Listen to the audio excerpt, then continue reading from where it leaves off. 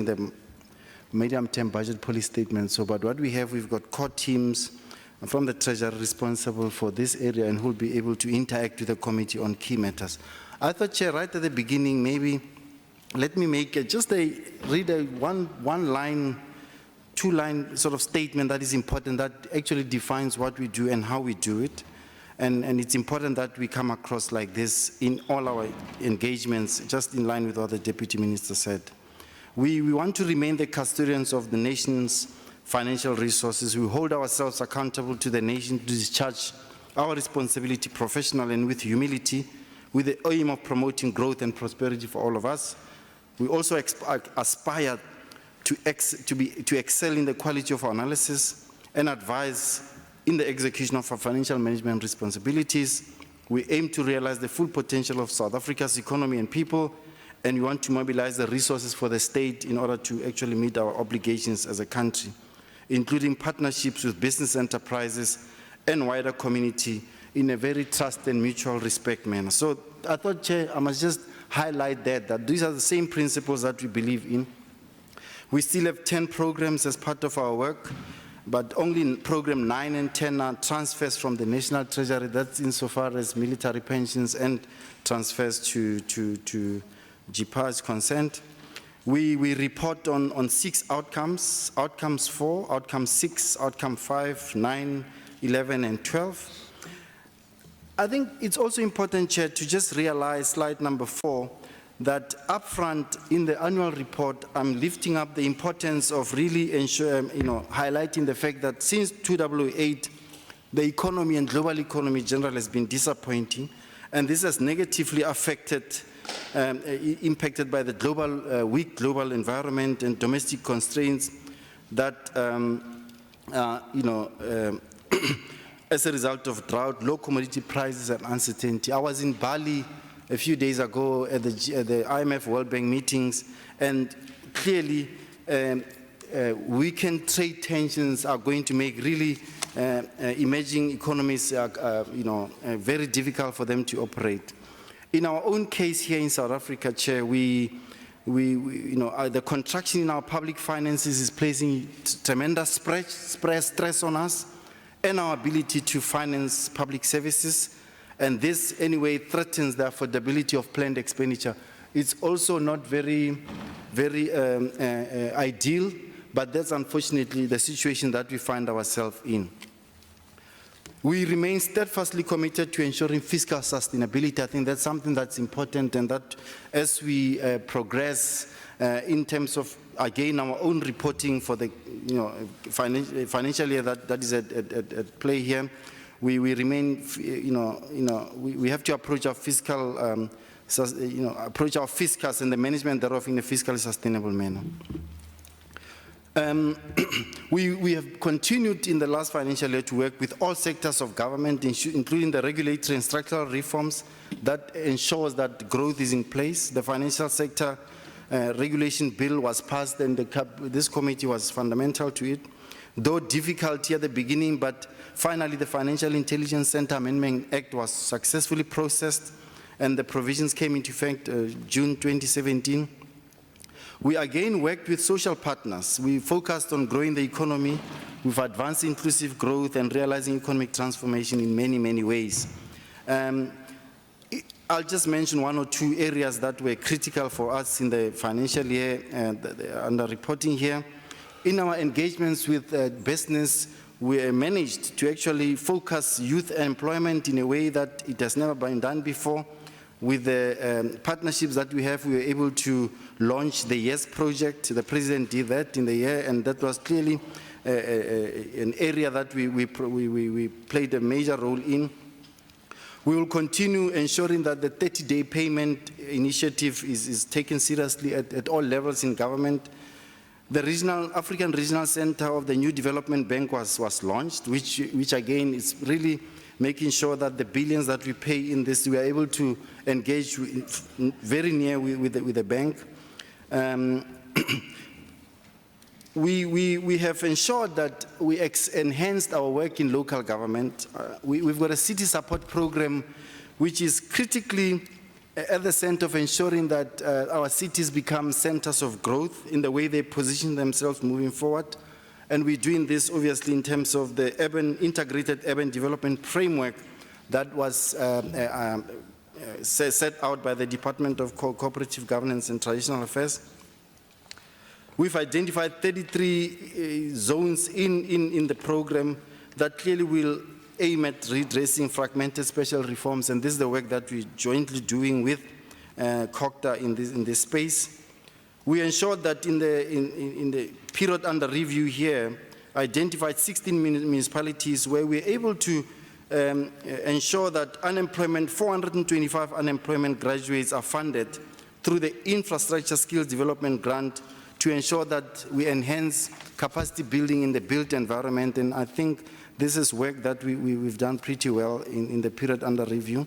We will continue working with law enforcement agencies, ensuring that we address issues around how performance audits, including where necessary forensic investigations are undertaken. We'll continue providing that kind of support through our specialized audit services in the Office of the Accountant General, and in this area we've done pretty well. We'll focus on SCM technology, modernizing it to a point where we are able to see benefits in this space.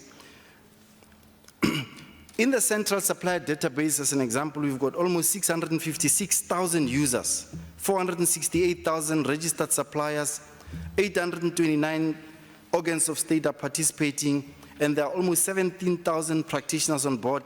That generates approximately almost 30,000 daily reports. Now, this tells you that by just doing that in the period under review, we are able to see the benefits that are coming out of this, even though it's work that is continuing, that anyone who does business with the state should be, we should know who the person is, we should know who they are, whether they're registered for tax or not, and we should also ensure that they actually meet their tax obligations. So this is an important innovation from an SCM technology point of view that we're able to do. We'll continue ensuring that we build financial management. We've published the Municipal Standard Chart of Operating Procedures. We'll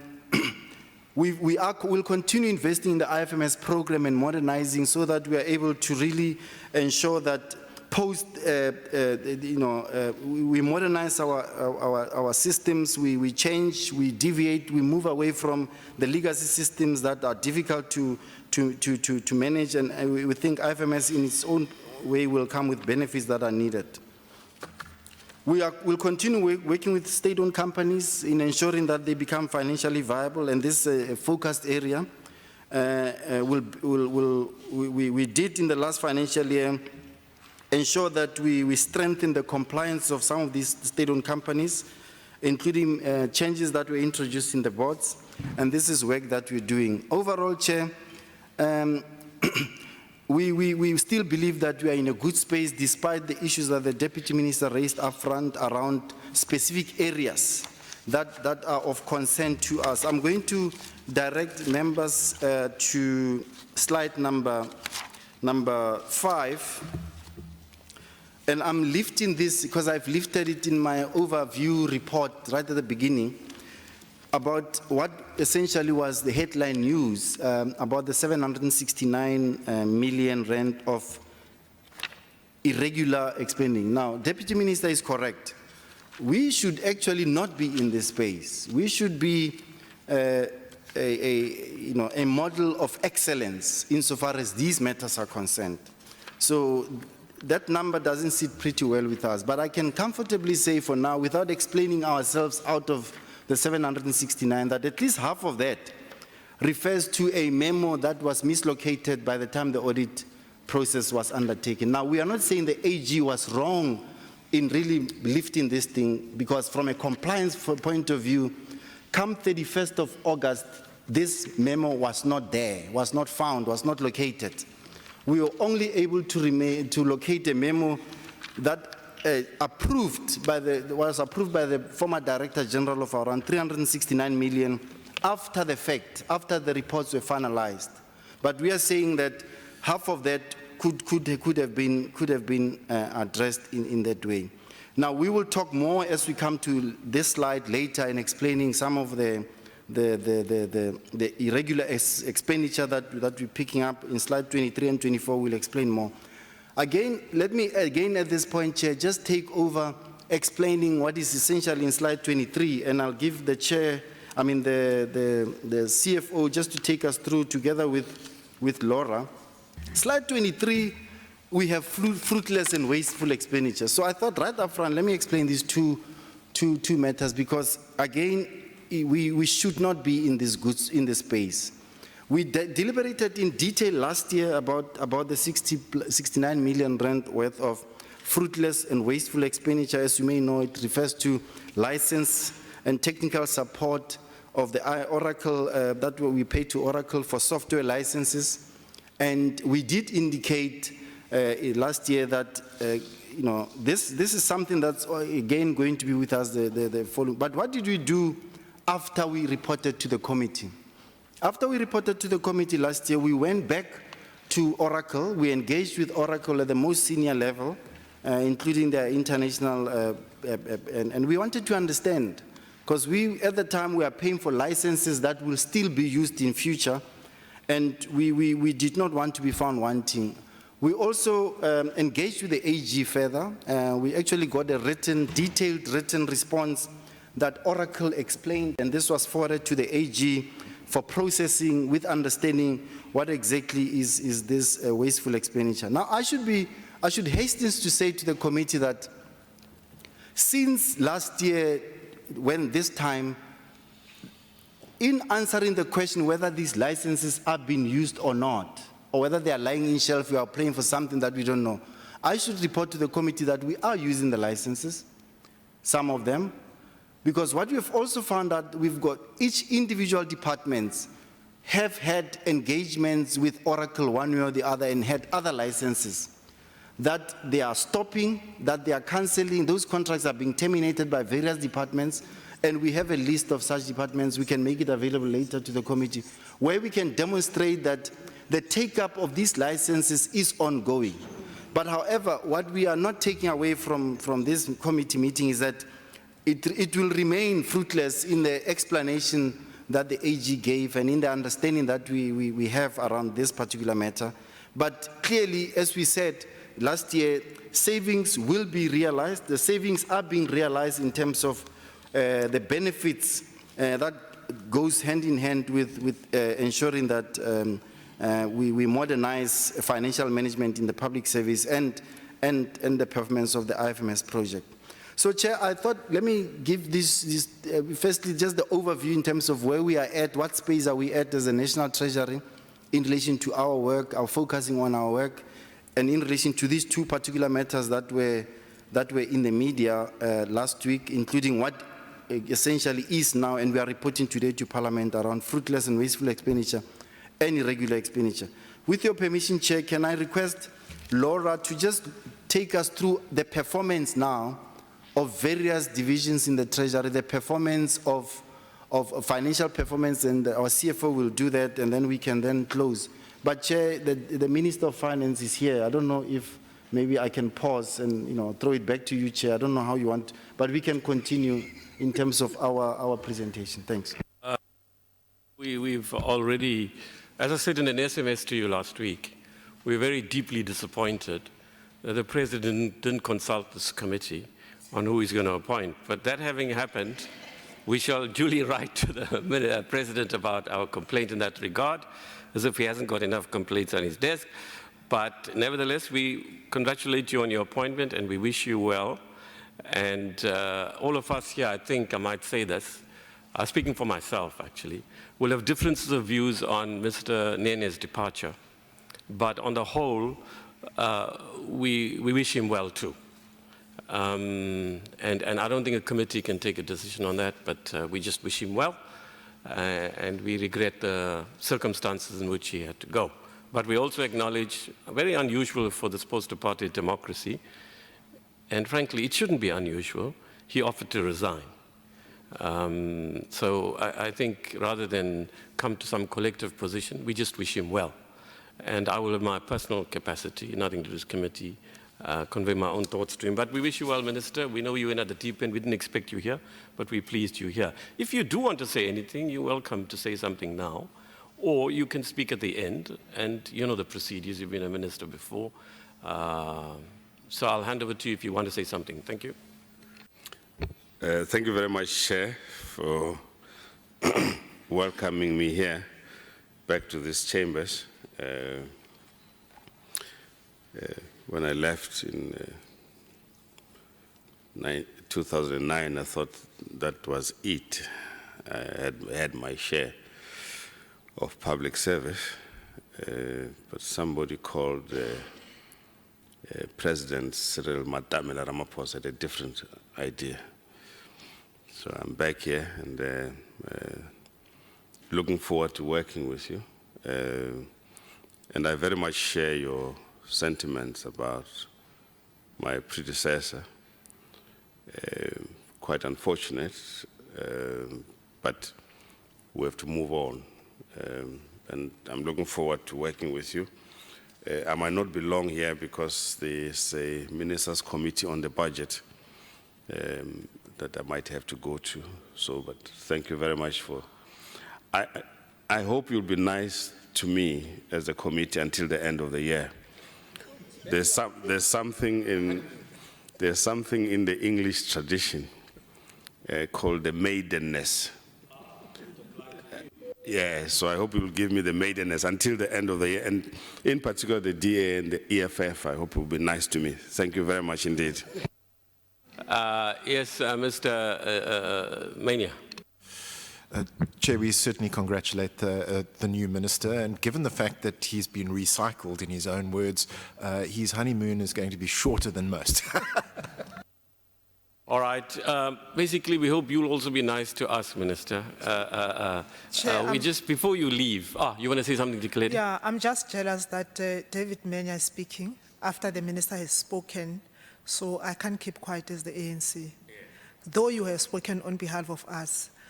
I wanted to welcome the minister in a stylish way, because I have Casper Nyovest record and say, Tito Boen Shasha. Minister, you'll have to go, obviously, but we should alert you as if the department hasn't. The tax bills that we currently have before us, as you know, we have to finalize and have over to the NCOP before we rise end of November, early December. Now, unusually this year, because of the VAT issues, you'll appreciate the committee has been preoccupied with how we manage this process.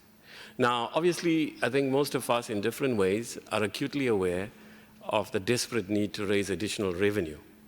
But on the other hand, as you know, Minister, with the increases in fuel prices, and now there's another one looming, with a whole lot of other job losses and so on, the committee, at least for now, until now, the position seems to be of the majority that we're very ill at ease, to put it mildly, about the VAT increases. I'm sure you are too.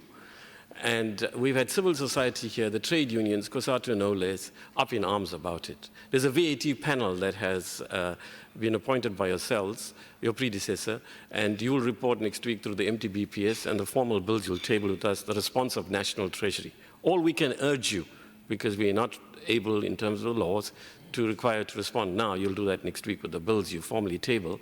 We urge that if you have this panel, it can't be seen by the committee or people out there that we're stringing civil society along. There have to be meaningful concessions. While we're acutely, excruciatingly aware that we have to raise revenue, the committee so far, to put it mildly, is very ill at ease with this. So we're just pleading that with the bills you bring next week, the formal bills, that significant concessions be made and that money be found elsewhere. And we think it can be done. We've said it repeatedly. We can contain expenditure. There's a lot of slot mismanagement. And the other thing, very quickly, Minister, we'll engage with you later. You have to go and there's other issues, but we're going to raise this now. We're obsessed, if you like, and we make no apology for this, about illicit financial flows. We think we have to close that gap. There are billions of rands leaving this country, and we cannot sustain this anymore. So that's our major preoccupation. So having said that, perhaps next week or at some appropriate time, we can engage more directly with you on these issues. Thank you very much for coming. We know you're under a lot of pressure, and we wish you well for next week. DG, over to your team.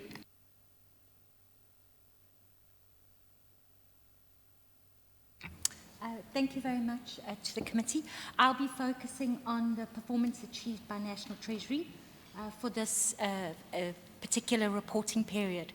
In total, we achieved 79.19% of our indicators, and of the 20.81% that we did not achieve, we partially achieved 16.11% and we did not achieve 4.70%. Whilst we report on by programs, I thought the committee, as we have done traditionally for the committee on a quarterly basis, I've also given you an indication of each division's performance, given that the divisions does such different work and each division has such an impactful influence over the work of Treasury. And if you go through the table that I've provided, you'll see that economic policy completed all of their targets. Tax and financial sector completed 4 of 5. Budget office 10 of 11. Intergovernmental relations that is responsible for the relations between 3 spheres of government, 9 of 11. Public finance 1 of 3. I will explain the reason why they partially achieved the 2 when I go into that particular program. Assets and liabilities 12 of 16. The Office of the Accountant General has traditionally the most number of indicators for National Treasury. They achieved 26 of 33. The Chief Procurement Officer 16 of 19. International financial relations, they achieved all of their targets, as did Program 7, which relates to civil military pension contributions to funds and other benefits. And finally, our Program 8, Technical Support and Development Finance Program Management, achieved 16 and 24, and Administration 6 of 9. Before I go into the individual programs, I do want to remind the committee that National Treasury is piloting and introducing operational planning as an additional layer of our planning and monitoring methodology in Treasury. Operational planning is located at Chief Directorate level, which enables Treasury to better monitor the implementation of our APP indicators. We also are linking our operational plans to Chief Director's performance agreements. So there's an absolute link between institutional performance and individual performance in terms of leadership, as well as our Deputy Director Generals, who is linked to the operational performance of Chief Directors. What this means is that you will see we will have fewer indicators in our APP this year as compared to last year, and last year as compared to the previous year. This is because we are correctly dropping the operational indicators that had historically been in our APP into our operational plans, and we are monitoring our strategic indicators. This is on the advice of DPME, who, when they evaluated our APP, indicated that we should have a review of ensuring that our indicators in our APP are strategic, and that is why you see a fewer number of indicators. It does not mean that Treasury is not monitoring. In fact, we're monitoring more stringently at an operational level and at a strategic level. Having said that, I thought it was important to note in terms of the performance audit, the AGSA chose 3 programs to do their performance audit on. They chose Program 3, which includes public finance and budget management. Program 5, which is our biggest program, financial accounting and supply chain management systems, which includes OCPO and OAG. And Program 8, which is the technical and management support and development finance. Of the 3 programs, we only had findings on 2 indicators of all of those indicators, and both of those were in Program 8. Effectively, this means Program 3 and Program 5 had no findings, and Program 8 had findings of the If I can recall, the committee, I think there were 24 indicators. They had findings on 2. Both of those were in terms of specific measurability. In other words, how we articulated our target as opposed to our achievement. Portfolio of evaluations, they said a portfolio was not measurable, it was not sufficiently specific, although we did achieve that portfolio with 2 evaluations. And the publication of synthesis of reports. We had 1 synthesis report, and we understand the challenge there in terms of specificity, but that was because when we were in the process of completing the APP, the procurement process had not yet completed for that synthesis report to be conducted, and so therefore we were not sure if we would need 2 or 1, and hence it was not specified. In terms of our specific programs, Program 2, which measures economic policy, tax, financial regulations and research, they achieved 92% of their targets and partially achieved 8. The one that we partially achieved was because the consensus reaching around implementing the savings and retirement policies in NEDLAC took longer than we had envisaged, as stakeholder engagement often does, although we recognise that it is a pivotal part of the process. I have included for the committee specific areas where we believe our performance was highly impactful or we overachieved.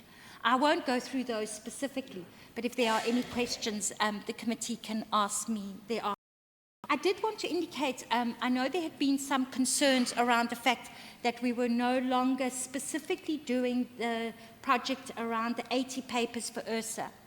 I did want to give the committee assurance that we are still doing economic research, and we are still doing research with the broader academic community. We have reconfigured that specific program, so we believe that it will add greater value into the broader academic environment and to National Treasury in particular. As to whether economic policy is still being provided, please be assured 25 economic models were maintained in the last financial year and 4 forecasts were developed. In terms of Program 3, which is Public Finance and Budget, they achieved 80% of their targets and did not achieve 20%. In terms of public finance, I did want to indicate that 3 of their indicators that were partially achieved all refer to departments having delayed their requests or responses to public finance. Hence, the time stipulated for public finance to complete their work was then not complied to. So it is not that public finance is underperforming in terms of monitoring, but that we are seeing the consequence of departments either having submitted late or submitted requests, for example, on the day of a cabinet meeting, having submitted a request for cabinet for public finance to review. So I did just want to indicate that. In terms of assets and liabilities management, they achieved, the 75% of their targets were achieved. We partially achieved 25%.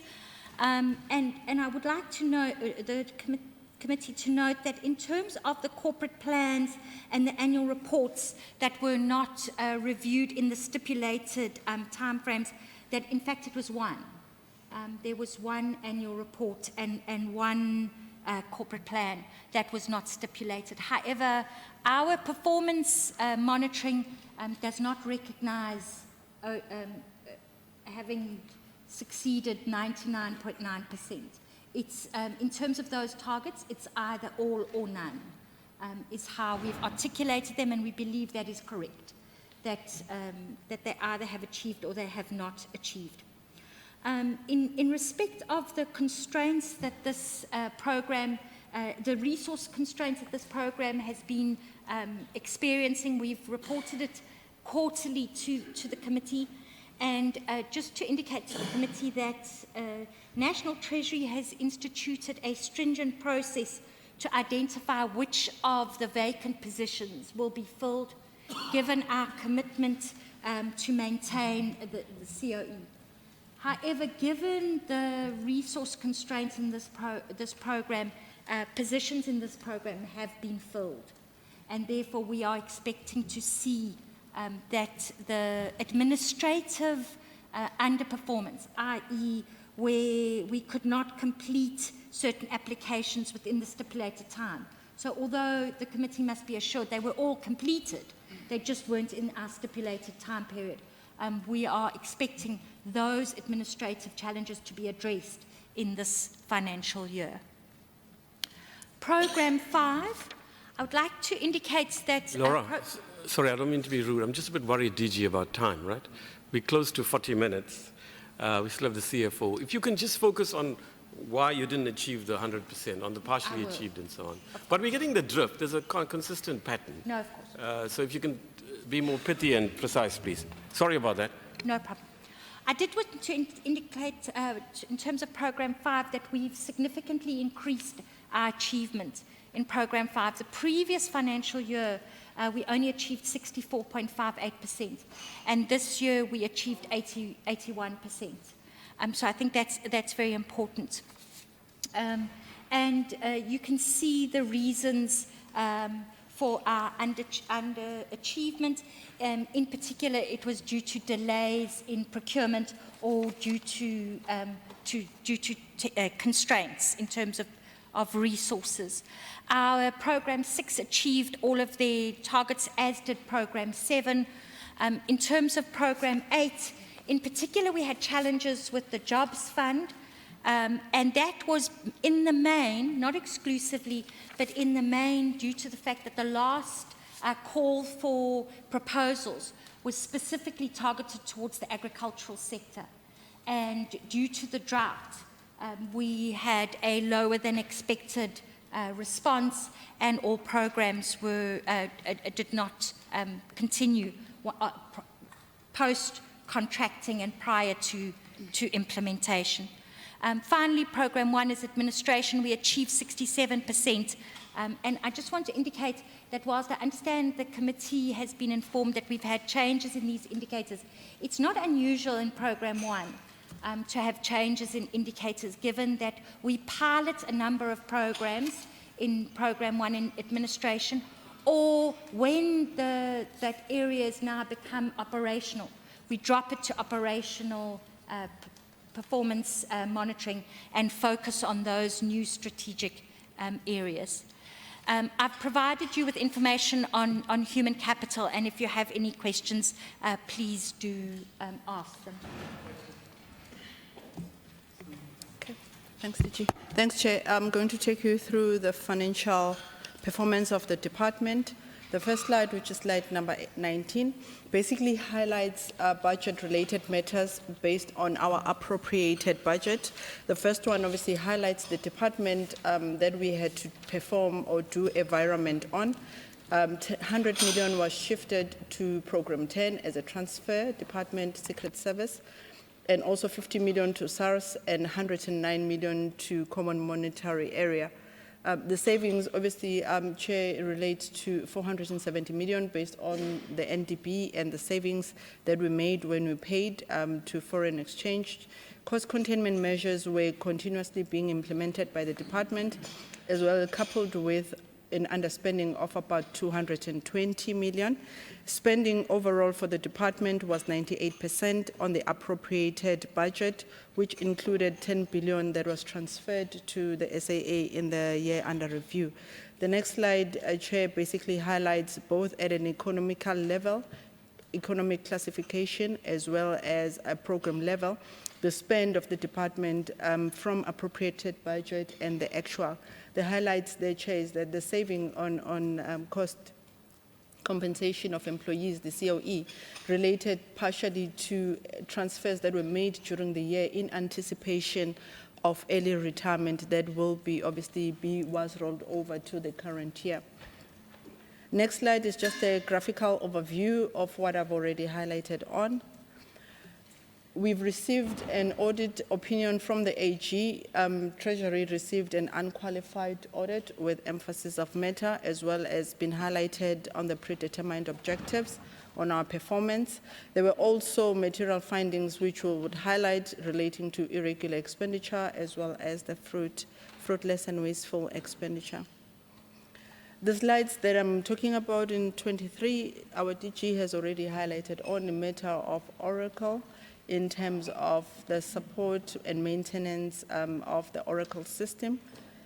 The one that follows on the irregular expenditure, it's details of individual irregular expenditure, mostly that were from the current year, which includes the memo that was not located during the time of the audit, as well as the legacy systems which are being replaced by IFMS, where we were supposed to have tested the market. Chair, the last slide is on the remedial actions that the department is going to take in terms of how do we arrange or how to solve the transgressions that obviously were recorded in our annual report. Majority obviously is already on the way. We've handed over some of the irregular, actually almost all of them, to the internal audit so that we go through the process of Accountants General's guidelines in terms of fruitless and wasteful expenditure, as well as irregular expenditure. There has been also some that will be clarified through the investigation that was conducted on IFMS, which has since been completed. It's just going through internal review processes. There has, as we've highlighted last year, Chair, that the committee that was formulated in the department continues to perform, to monitor, and also help the department in terms of initiating controls that will prevent recurrence of irregular, especially, and fruitless and wasteful expenditure, which obviously continues to perform, and it reports both to EXCO as well as to the audit committee. Also, Chair, I must highlight that there are various initiatives that are being implemented, some of it obviously on the records management in terms of proving certain financial controls to tighten the process and preventing measures to ensure the non-recurrence of transgressions that were since found from the previous years by the Auditor General as well as the Internal Audit Committee. Thank you, Chair.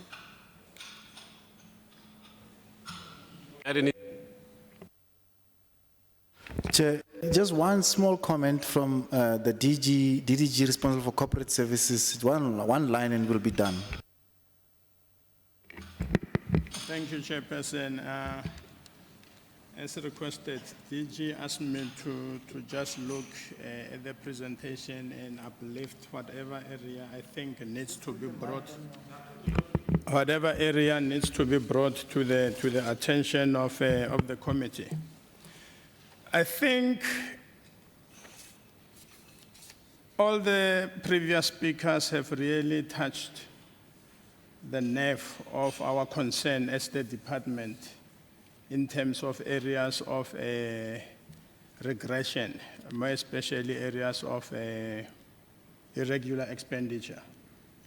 And here I'm representing EXCO to give assurance to the committee that we are here to be held accountable, to answer questions that would give the committee the comfort that as much as there is this situation in the Treasury, but we are very willing and able to ensure that compliance matters, risk management are brought to the acceptable level. So I'm not going to get into the detail. I would rather use the remaining time to respond to questions that we are anticipating. Thank you. For your inputs, over to members. Can I just say one thing though before, because the minister might leave. If it's necessary at all to say this, right? I've said this before, and I'm not sure to what extent the majority will identify with this, but let me say this. I've chaired 5 committees in this parliament, right, since 1998, and I've served another role for a 5-year period. Now, we may have differences on policy issues, and so we should. The majority in this committee and the National Treasury. Sometimes there are even ideological differences. and this is not wearing my other hat, within the ANC, National Democratic traditions. But this department, in my view anyway,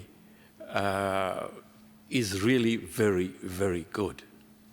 And the quality of its reports, Minister, compared to the 4 other committees I've chaired, Thandi also chaired a committee, I think Nati, are far superior, whether we agree or disagree.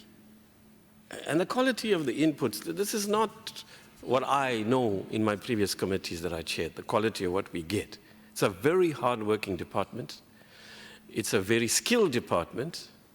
The quality of its inputs overall, from my subjective experience of chairing 5 committees now, is superior to anything I've seen, which doesn't mean that I personally agree with many things that Treasury says or does, but it's a majority that decides. So I should just say that you have a very good department, from my point of view, for what it's worth. Okay, right, questions please. I saw Mr. Lee's hand up, Lady, Thandi, Mr. Mania. Anybody else? Peggy, okay, thank you.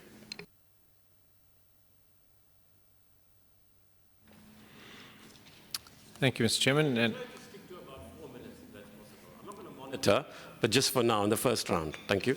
Thandi, you listening? Don't provoke Thandi, she's very well behaved. I never cry. Minister, congratulations from me as well, and good to see you with us. The impairments, DG, page 268. The impairments on SAA have been increased by 10 billion, and the payouts to SAA were 10 billion in the year under review, I think, if I'm right. Why are they being impaired? Because that pushes the impairment up to 23.4 billion on SAA. Is it then correct that there is no value left on the books of SAA if the impairments are then applied to SAA's investment value? And then why are we writing it off?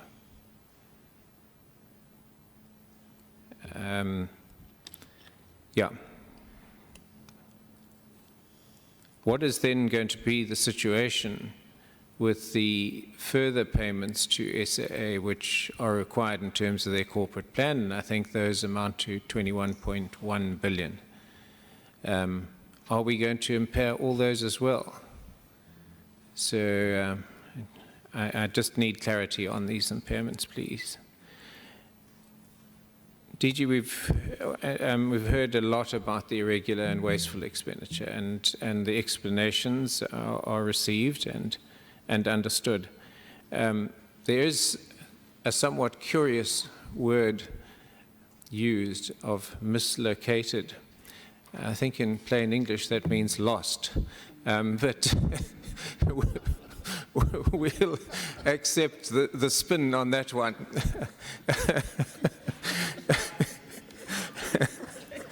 But more seriously, in terms of the whole picture of this irregular and wasteful expenditure, has anyone actually been held accountable for it?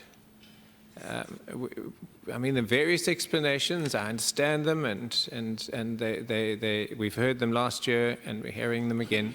But who's been held accountable? And then we move on to the condonement.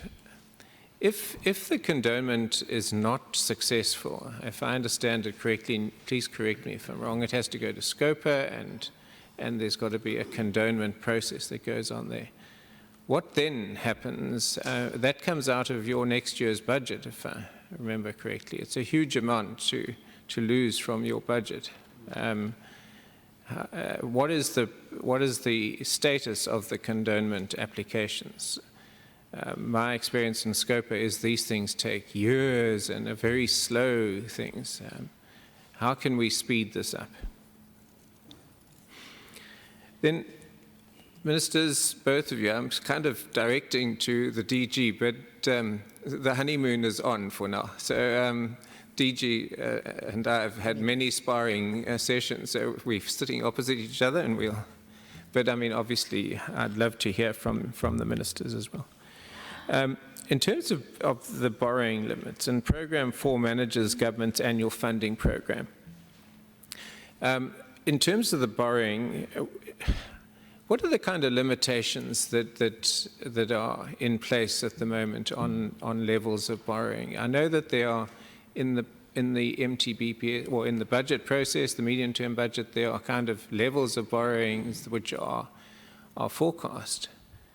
But yeah, just that's a kind of loose question. But more specifically, Eskom is indicating it's going to push its borrowings up to 600 billion. Where does National Treasury stand on that figure? Is it something that National Treasury has approved? And yeah, that's really the question. Then on slide 3 is one of your principal targets, or I don't know what you want to call it, but is enforcing transparency. Now, the loans to Eskom that have been negotiated from China, none of us know what the terms and conditions are. Where is the transparency there? Are you able to give us those terms and conditions? And if you're not, what are the implications then for the further the balance of the 370 billion that is being negotiated as coming from China in various forms, not to Eskom, obviously, but in various forms? What is National Treasury's position with regard to transparency? Yeah, let's leave it at that. Thank you, Mr. Chairman. Thank you, Chairperson. Without taking away what you have said, I will also add to say Shasha and welcome the Minister. Chair, last week we met with the Auditor General,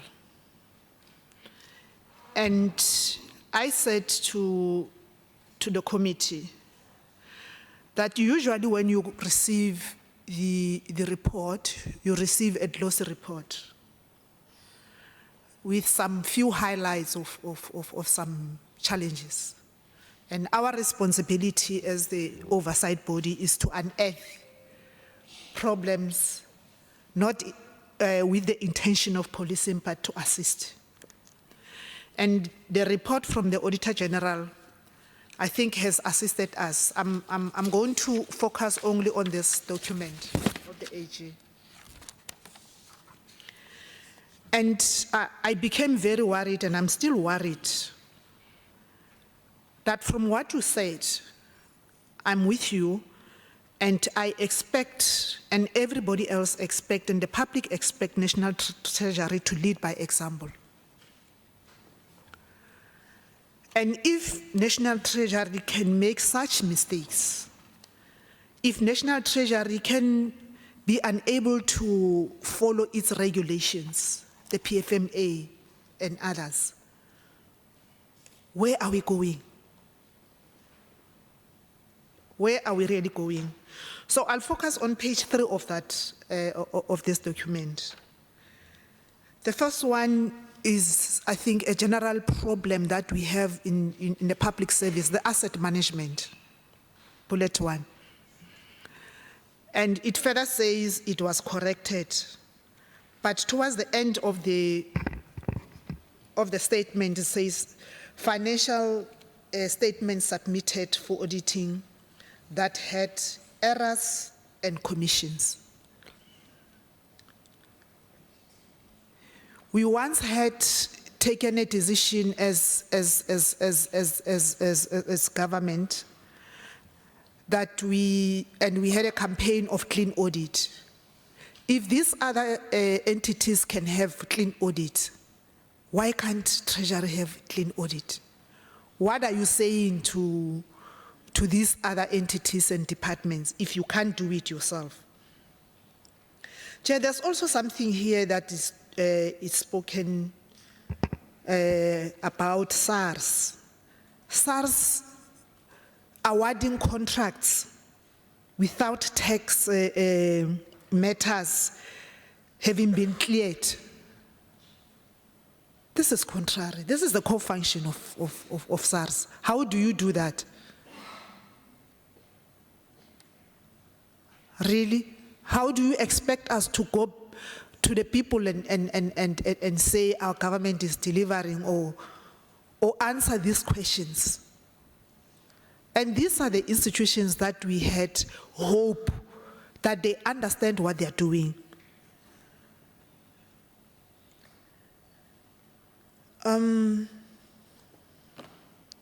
Chair, on the same page, with your permission, I'll just read that sentence. Bullet number 4. Some of the goods and services of a transaction value above 500,000 were procured without inviting competitive bids, and deviations were approved by the by the accounting officer, but it was practical to invite competitive bids as required by Treasury regulations 16A6.1 and 16A6.4. Competitive bidding process was not followed. It further goes down to talk about the meeting of the minimum prescribed threshold. It was not done. The minimum. And interestingly, Chair, when I close, I'll also want to read this one because it gives me a problem. And I always, I shared with the colleagues last week to say in my previous life, I had an experience that once you don't take the Auditor General serious, you're going to have a problem. Once you don't take the Auditor General's findings, you are going to have a problem. And the reason is because there's no consequence management. We are the oversight body, but we are just dogs barking without teeth. We can't bite. Who must bite? The Auditor General also report to SCOPA. Who must make sure that people are taking responsibility and heads are rolling? Because once we come to that decision, it will be business as usual. It will be the worry of the minister because the minister and the deputy minister knows that they are going to account. The DG and the others, ordinary workers, the foot soldiers, the managers, they are not making them feel important that they are contributing towards the fundings of the AG.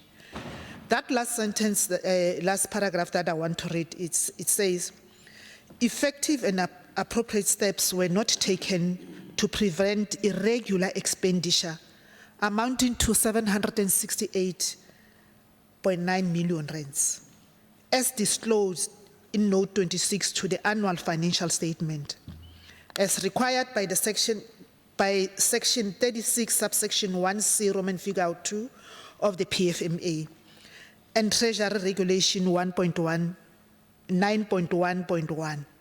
The majority of the irregular expenditure was caused by non-compliance with supply chain. Just imagine. Processes, supply chain, non-compliance with supply chain in the National Treasury. The department.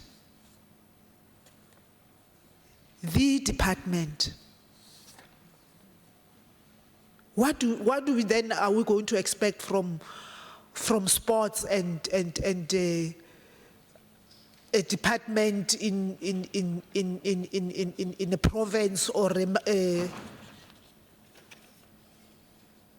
a municipality. Hence, maybe that's why the municipalities who banked with VBS didn't take you serious when you told them that it's wrong to bank with VBS because it's not a bank. What do you call it? It's a mutual bank. So maybe that's why they don't take you serious. Because we just say it. My plea, maybe, and I'm going to use to call you this, and I see you are uncomfortable, Minister, and Deputy Minister, as our colleagues, maybe also in the cabinet, you need to come up with, suggest something to us that will make people to account, not to shy scam to G. Because also figure out no angizoshaya isicam to nyoba spina nyoba shaya then ngiyaphuma ngiyahambaza ungenzani. Comrade Mondli, here's my role. Consequence management. And that's what our people are expecting. Because we seem not to be taking this things serious. It's just too much, Chair. I just want to highlight on these ones. And I'm also going to request and plead with you, Chair, that maybe as a committee we should also take a resolution that can we please receive the plan from the department, from the National Treasury and SARS that are talking to these issues so that we can be able to monitor progress. We don't want to talk at the end of the year or somewhere where it's late so that we can be together in the same thing. We want to be part of the solution. Thank you very much, sir. Thank you. And thank you, Minister. Thank you. Then it was Thandi and then Mr. Mania and Peggy. Chair, thank you. Let me echo the sentiments of the ANC by welcoming the Minister and wishing him well in his new responsibilities. And before I make any comments, Chair, I don't know whether is it possible that in the near future, when we deal with these reports, we extend our time of engagement so that we interface with the management notes of the AG in relation to the presentation that National Treasury makes on the annual report and their management notes, because that's where the solutions will come. So let me go to the issues. My focus is going to be on program to the issue of the ICT project. Really, DG, National Treasury is always taken as a model department, and how we've dealt with the issue of ICT as National Treasury has not left an impressive mark in terms of modernization of the entire government systems. And I've raised this thing before. Look, if, for instance, the AG argued that you don't have a business case to argue for IFMS, how then do you put rents and cents on a project that you did not build a business case? I mean, it becomes very nonsensical from the beginning. And that's why you can define irregular expenditure in different terminologies. I know what is irregular. It becomes irregular if a business case was not presented up front. That will speak to that. And it's given. The fact that there's a vacancy of a senior official that should have handled that, the sooner you deal with that, the better. Because then you'll have people that will understand why you lost money when you made upfront payments on the IMF system, because you had junior management who were responsible for a big project to overhaul the entire systems. And that should be a system that's going to be exemplary. And well, I listened to you when you argued how other departments actually use Oracle. I raised a few years ago with you that you still use a very backward system. The corporate world used a most advanced system. So government officials should be up to scratch to be able to adapt to new conditions. And I'm saying this because this is a department that do forecasting, Minister.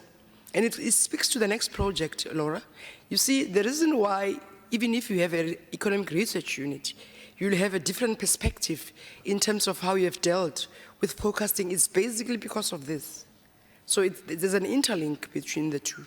So we need to have a very radical shift with how we're going to apply our minds in terms of the economic models we have. And I wish you luck, Minister, on this one, because like you, that we're back to deal with this specific one. And basically, you'll have to broaden the scope. And you know, I used to argue in the past, for instance, we have a petrochemical company called Petro SA, which look at how the performance on the rand every 5 minutes. And if the systems are not as fast enough to look at how they do it globally, basically you're going to either under-focused, and it's going to lead to misstatements, because how you've done the systems that deals with that are not complicated enough to be able to grapple with the changes that the market makes all the time. So if you've got people who are a little bit tired in that sector, change them. Gigi, change them. Now, it comes to a point where we say, in relation to the APPs and the indicators, do we want us to go to a stand where we look at performance agreements of those individuals in terms of the performance? Because we need to be upfront on this one, that really, they need to be changes. And I used to be fortunate when I used to work in government, because there was a fellow called Nobin Gombani, who used to force us, even when we were deputy directors, to sit in management to learn the ropes at an early stage, so that as and when we deal with this matters at a higher level, we've already grappled with it. Because the changes that the DPME is presenting onto you is trying to grapple with the efficiency levels that are not found in the public service. So you'll have to be able to adapt as quick as you can. So the AG will put it as is in terms of how they measure performance, because that's a system that we requested them to do, that beyond just looking at the rent and cents, let's measure the performance for us to be able to bring in efficiency in the public service. So you might want to differ with them because of how they look at material findings. You've never agreed. You'll never agree. It's always the case. But they test it. That's why it's a material finding. So it's going to be irrelevant whether it's a qualification or not. The fact is, if there's a material finding that shows that our perspective in terms of how we projected our models was not efficient and adequate, then it put us at a bad footing. And in terms of the economic sector, you're going to be found wanting. That's why academics are questioning your forecasting models. They came here, you know, they spoke very fiercely on the issues on how you tested the issues of the VAT, specifically because they hold a different view. And DG, we've got a charismatic minister, maybe he'll try to entice them and their views, and they'll find expression in our economic policy moving forward, and then it will give us a different perspective altogether moving forward. And listening to the chair trying to plead with you on VAT, I don't know how much we can do with it. But when we speak on the management notes, we'll have improved on the software that we have and deal with that. Chair, let me not take much of your time today. And I need to say this up front. There's a temptation from our side to speak to decisions you take in terms of how you source funding, whether you're dealing with loans and stuff like that. But some of these things become sometimes market-sensitive matters as to how you're going to deal with them. But also, we need to also remind ourselves about a policy perspective we just took in terms of how we're going to deal with impairments and how you're going to write off matters in books. And we shouldn't speak from different sides of our mouth when it relates to state-owned enterprises, when we look at it in terms of how we fund companies who has not dealt adequately with their impairments. So some are political matters. We'll see how we deal with them at a later stage. It's a competitive environment, Minister. People will want to project their views as above those the ruling party might hold in the current context, but we'll deal with it effectively as we deal with the MTBS. So let me leave it at that, Chair. But we'll look at the management notes as we move forward and give us something different. Maybe in the next 6 months, DG, as based on what the DG, the rest in terms of performance of GPA and stuff like that, those are things that you can explain in your own way, that sometimes it will not be acceptable from these quarters, but we know how it works in relation to how you dealt with procurement issues. Thank you. Thank you. Thank you, Chair. I have just 3 questions.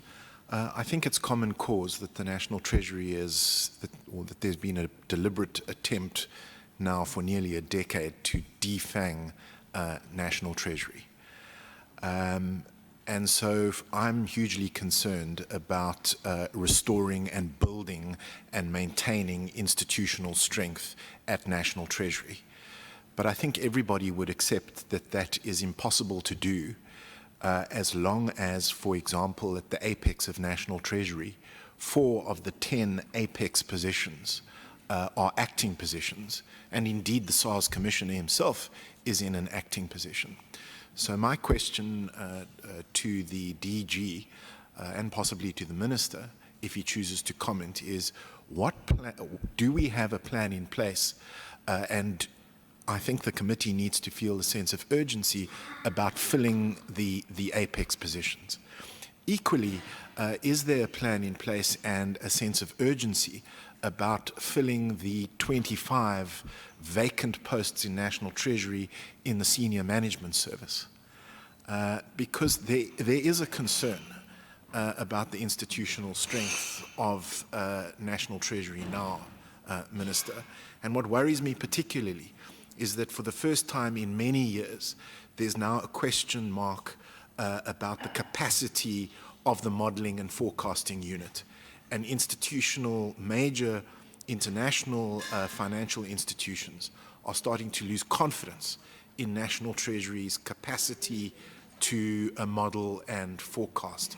And I think that's a big concern for all of us. So that's the first question. The second question traverses the whole controversy surrounding VBS Mutual Bank. And in putting my question, I don't want to be misunderstood.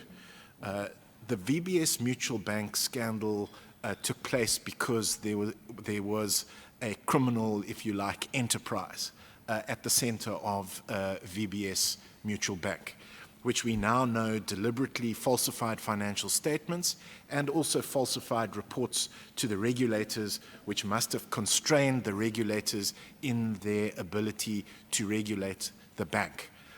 But also, we've got to concede, Minister, that from at least the 14th of October 2016, as a result of a parliamentary question put by my colleague Kevin Milam, we know, and it was a matter of public record, that the VBS Mutual Bank was taking illegal deposits. We knew that. The parliamentary question is in the public record and in the Hansard, and it's dated 14 October 2016. So my question is National Treasury and the regulator, is there any intention to conduct a review of the action taken by National Treasury and by the regulator with a view to learning lessons and possibly strengthening systems and legislation in order to ensure that something like this doesn't happen again? That's the second question. The third question concerns the PIC. I'm not sure if you're aware, Minister, but your predecessor issued a statement on the 15th of July this year saying that there would be an inquiry into the affairs of the PIC, which we support. Subsequent to that, there was a clarification on, if I recall correctly, the 16th of August this year, saying that the President would appoint a commission of inquiry. 3 months later, there is no inquiry and no commission of inquiry has been established.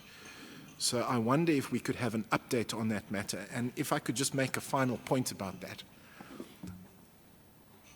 What's very concerning is that at least the scope of the commission of inquiry, as described in the minister's statement, appears to exclude any inquiry into questionable investment, which means, in our view, at least from an opposition perspective, that whether there's an inquiry or a commission of inquiry, it's not going to be credible. So the scope is very important. But anyway, I mean, the thrust of my question is there an update on this matter? I realize, of course, if you're going the commission of inquiry route, that the matter probably rests with the presidency, but at least we could have an update. Thank you. Thank you very much, Honourable Chairperson. Let me also add my voice by welcoming Honourable Minister. And of course, we wish you well, comrade.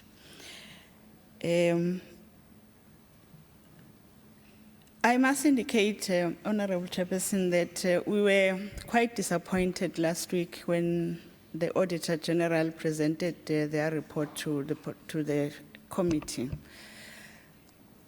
because we are indeed expecting National Treasury to be a model of excellence, but it doesn't seem so. I wish to start by supporting Comrade Tigeledi when he proposed that National Treasury should come and present a turnaround strategy about all the issues of irregularities that have occurred in the department. I wish to support that. Secondly, it is indicated that in Program 2, you have spent 92.6% of your 164 million rands budgeted for that particular program for this financial year. But there are unspent funds, and the indication there is that it is because of the discontinuation of ERSA research and the decision to implement cost containment measures on various goods and services. My question is, does the Economic Policy Division have internal capacity to undertake economic research after the discontinuation of ERSA services? Do you have that capacity? It is important for us to know. My other question is,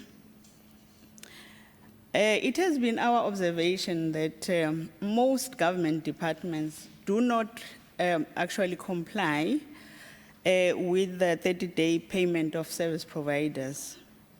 Many government departments do not really adhere to that particular policy. Do you have capacity to monitor, that process? On slide, I think it's on slide 11, you have indicated that we have referred 50 cases to law enforcement agencies. You have referred 50 out of how many? Out of how many cases that you have identified? Thank you very much, Chairperson. I'll be very brief because time's running fast out. Just firstly, just to remind members, our approach is to have quarterly reports. So when we come to this review of the annual report, we have to relate the issues we take up here with the last quarterly report and last year's BRRR report. And the difficulty is, of course, that Treasury delivered its report yesterday, which for the last 300 years we've been raising with members of the executive should be avoided, right? Once again, DG, if we can have the report by the Thursday before, it helps also with our researchers. Secondly, researchers, I don't think need to apologize. They are under considerable pressure. Zakele is still working, I was astonished to learn this morning, for justice and correctional services. Still, after all the fights, right, with human resources manager. And mercifully, my term comes to an end shortly as a chair, if I survive till then, May or whenever the elections are. But one of the things in the exit report we should say, it's impossible for the content advisor of finance to also be the content advisor for justice. Those are the two largest committees in this parliament. Then the next thing is, comrades, I know members are very busy here, but some of the questions we're asking are covered in the previous year. It doesn't help, DG, that we've said this repeatedly. What we would like you to do is to respond to the recommendations made last year. I know we've covered it in quarterly reports, but it's nice not to leave it to the content advisor's first draft, which we get and rework, right, according to what we need. Perhaps you can, by tomorrow, 10 o'clock, give us your response to our last year's report, right? Secondly, there are things that Antonia Manamela has raised in her report, which unfortunately on our side came to us last night or late yesterday afternoon. But as I say, Antonia can't do more. She doesn't have the formidable staff you have. Never mind what Mr. Mania says of the vacancies. Poor Antonia is overstressed. So if you can look at her report and just reply to the issues she's raised. But Antonia, if you want to raise anything now in the meeting, please do, so they can respond. Then very quickly, on the AG's report, I agree with what the members are saying. That we see, you got a slide there that does actually present what you're seeking to do in reply to the AG's report. But I think you should add more. So again, by 10 o'clock tomorrow, if you want to add more on what you're doing, then what will happen is that the next quarterly report, comrades and colleagues, we will monitor progress in this regard regularly, okay? So that we link our quarterly reports with this BRRR. Then very quickly, there's a lot of issues have already been covered. Perhaps I should make the more general point, Minister, that when I said you have a very good department, I'm comparing it to others. You're by far the best department that I have been involved in as a chair of a committee. But that doesn't mean that what Dikeledi and others are saying are not correct, that you have to be exemplary. But to be fair to Treasury comrades, colleagues, we can't compare them to, let's say, a small department. They manage a huge amount of money. So when, for example, if let's say, I don't mean to be rude, but let's say the Department of Sport achieves only 75% of their targets, and a department like Treasury achieves 75% of the targets, I don't think it's fair to equate the two because of the magnitude and scope of what they do. But on the other hand, it's right to say what members are saying, Minister, Deputy Minister, DG, that Treasury should be leading in this regard. Then, I mean, there are many other questions there, but let's pass it by, except there are two things I think that should be raised. The one is on the PIC.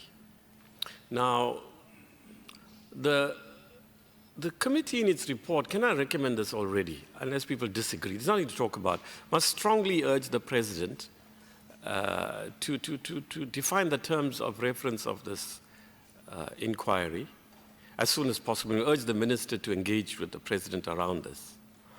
Minister, the time you left this Parliament and where we are now, as you'll appreciate, are two different worlds. We have a situation here where chairpersons are lumbered with tasks that fall beyond our mandate. So what happens nowadays is, every time an issue arises, people think we can convert ourselves into a commission of inquiry, right? We suddenly become, no, but Thandi, you agree with this. Let's separate the issues, Thandi.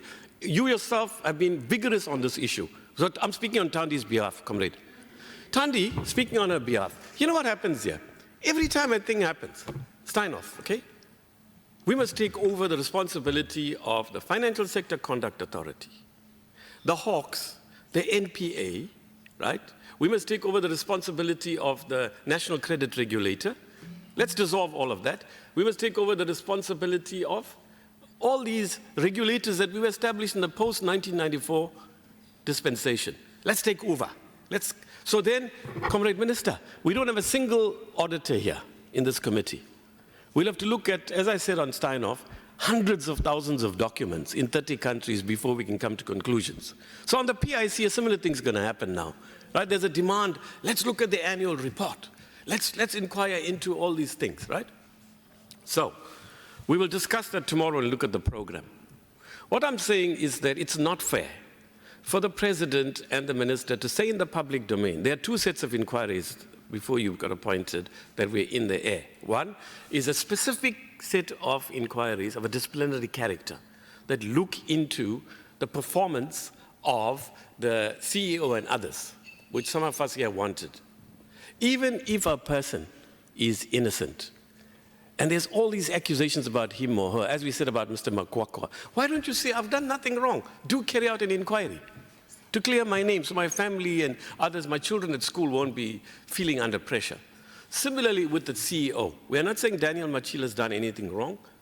Am I right? We're simply saying that there's a need for an inquiry because he's the CEO of such an important institution, right? Then the minister also said, and David Mania is right, the president then said, we even got a letter from the minister to say, hold your horses on the two bills before the committee. The one is a private member's bill for Mr. Mania's party, or Mr. Mania at least, and the other is a committee bill. And I'm sure the department's DG can apprise you of all of that, but at some stage perhaps we can meet. I can share with you some of the concerns of this committee as soon as you are ready for that. But I'm saying simply that the minister wrote to us, Minister Nene, in good faith, and said, guys, hold your horses on these bills, because we are having a major inquiry right into the PIC. And the inquiry is also going to look at all these issues. So won't you wait for that? So we said, unfortunately, we hear you, Minister. I engaged with him.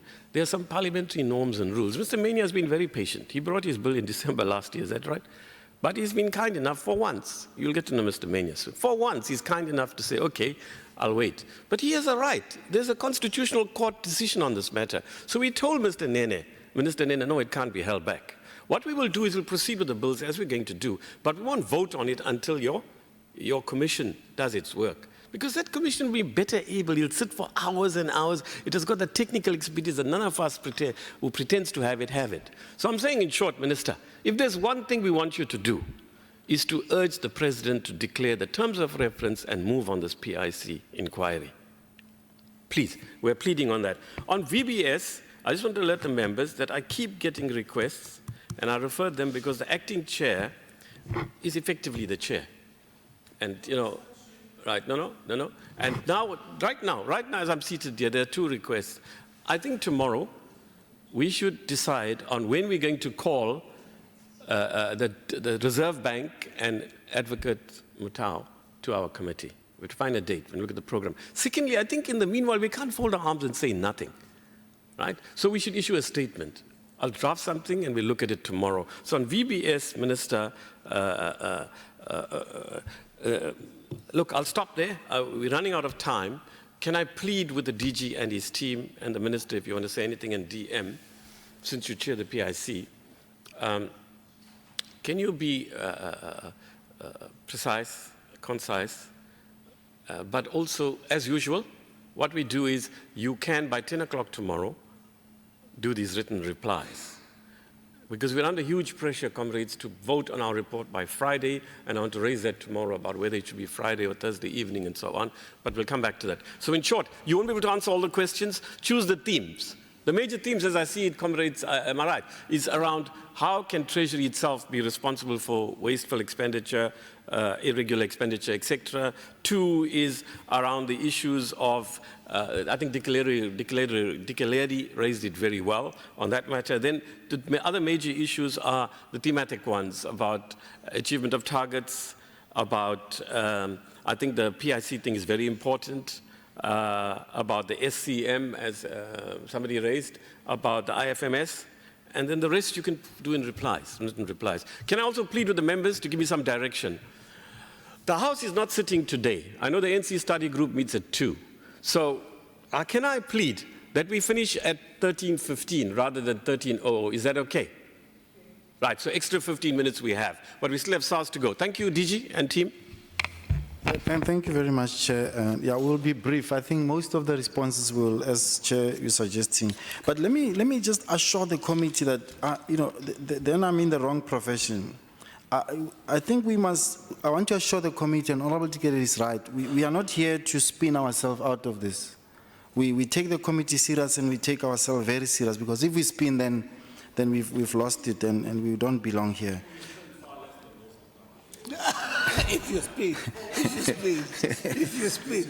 So we will ensure that we take the comments serious around supply chain, and that we clearly have to correct. These are lessons we have to correct. The capacity, Honourable Mayor, is dwindling in terms of what we know, and many reasons. Partly resources, partly ALM in particular, and economic policy. Those are key two divisions where all you need is exactly 18 months in the Treasury, and you'll get double the amount of pay coming from university.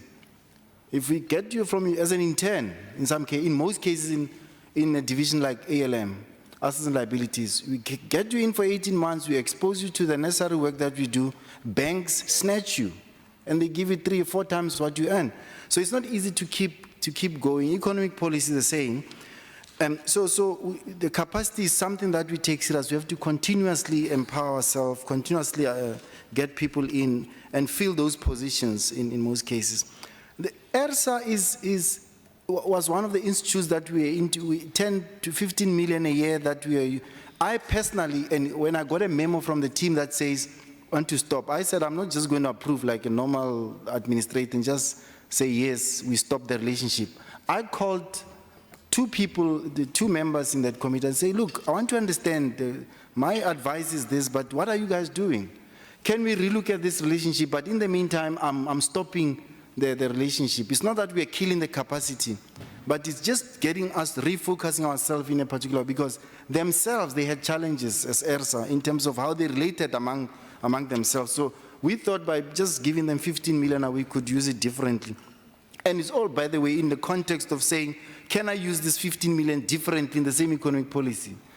Just last week, we've lost one of the chief directors in the economic modeling section who joined the Reserve Bank. And now, again, that tells you that that division we have to make sure that we continuously, keep people and then keep them engaged, etc. The CFO will speak about the impairments the irregular and wasteful around the mislocation of the men. That's quite important, and I take it very serious. Because, and I know, now that I'm an accounting officer, I know someone will come with a memo to you, and you'll be in a meeting and say, DG, look at this quickly. Now, that memo will not, it will be recorded in the division where the memo originates from. It will be, an electronic version will be available. Now, if I sign, and I can imagine, and I'm not, again, explaining myself away here, it could be, because this memo emanated from the OAG, where Skulk Human at the time was the OAG. Now, we have to check in his record, because the memo, the signed version will go back to that division. It has to be located there. And once the memo is signed, the reality and there's email trail to that. Skulk email it to everyone who was part of the memo. Now, the original is mislocated or is lost. We can't find it. I hope we'll find it still. But then we have an electronic version that suggested that, yes, it was circulated after it was signed to various people in the Treasury, and we've got a version that we could show. But again, as I said, it was after the due date. So we cannot, rightfully so, the AG acted properly then. Honorable Thandi is right, I think, around, and then the minister explained something fundamental that I never thought, by the way, that he's asking me, DG, did you ever invite the committee to the department, like the committee would go to, so that you come, engage with us for the whole day, look at our models, let the guys explain what we do and how we do, because clearly, you've got a group of about 30 youngsters, not youngsters anymore, but 30 people in the economic policy division of the Treasury that do this work, that relate with industry, that physically go to industry in some cases, that relates with the Reserve Bank and many other economists in the country. And the kind of work that they do that's what we'll rely on. But at some point, we may want to invite the department, the committee to engage with us in our own backyard to see and advise us different, because as part of this building process, we have to. Honourable Mayor, you were raising a question about, all I can say with VBS, and we can talk about it, I think for like any other forensic investigation and any other report that we interact with, if there are any lessons to learn, we'll do that. We'll learn how best we strengthen. I think it's more about strengthening systems, as the process unfolds in terms of what exactly happened there. But we obviously, from our oversight point of view, from the obligation right equipment is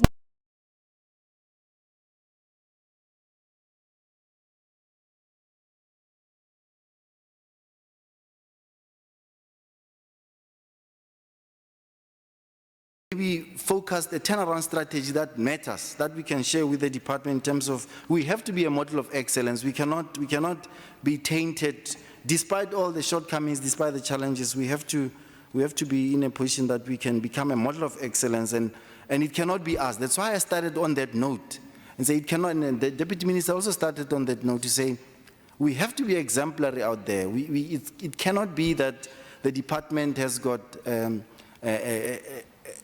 amount as such as it is. And we can explain each as we try to explain, but you know, supply chain management cannot be in any way you know, flouted, and this is a concern. Zanele can just talk about the 50 cases maybe, or we can actually include it in our report tomorrow.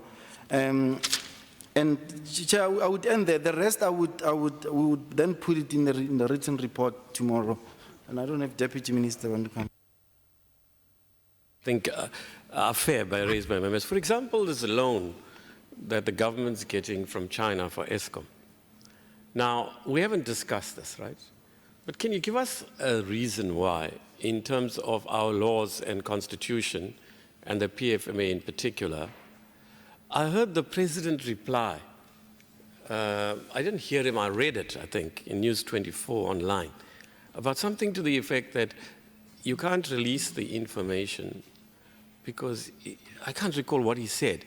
But can some explanation, DG or somebody, be given for what is the rationale, given our open, transparent budgeting process, and given the laws that apply, for government to say you can't release that information? What is the rationale? It may be correct, I don't know. I'm just asking in terms of what law, in terms of what rule or what norm is it not being released? I agree with you. I think as a principle, Chair, and with, you know, as a direct response.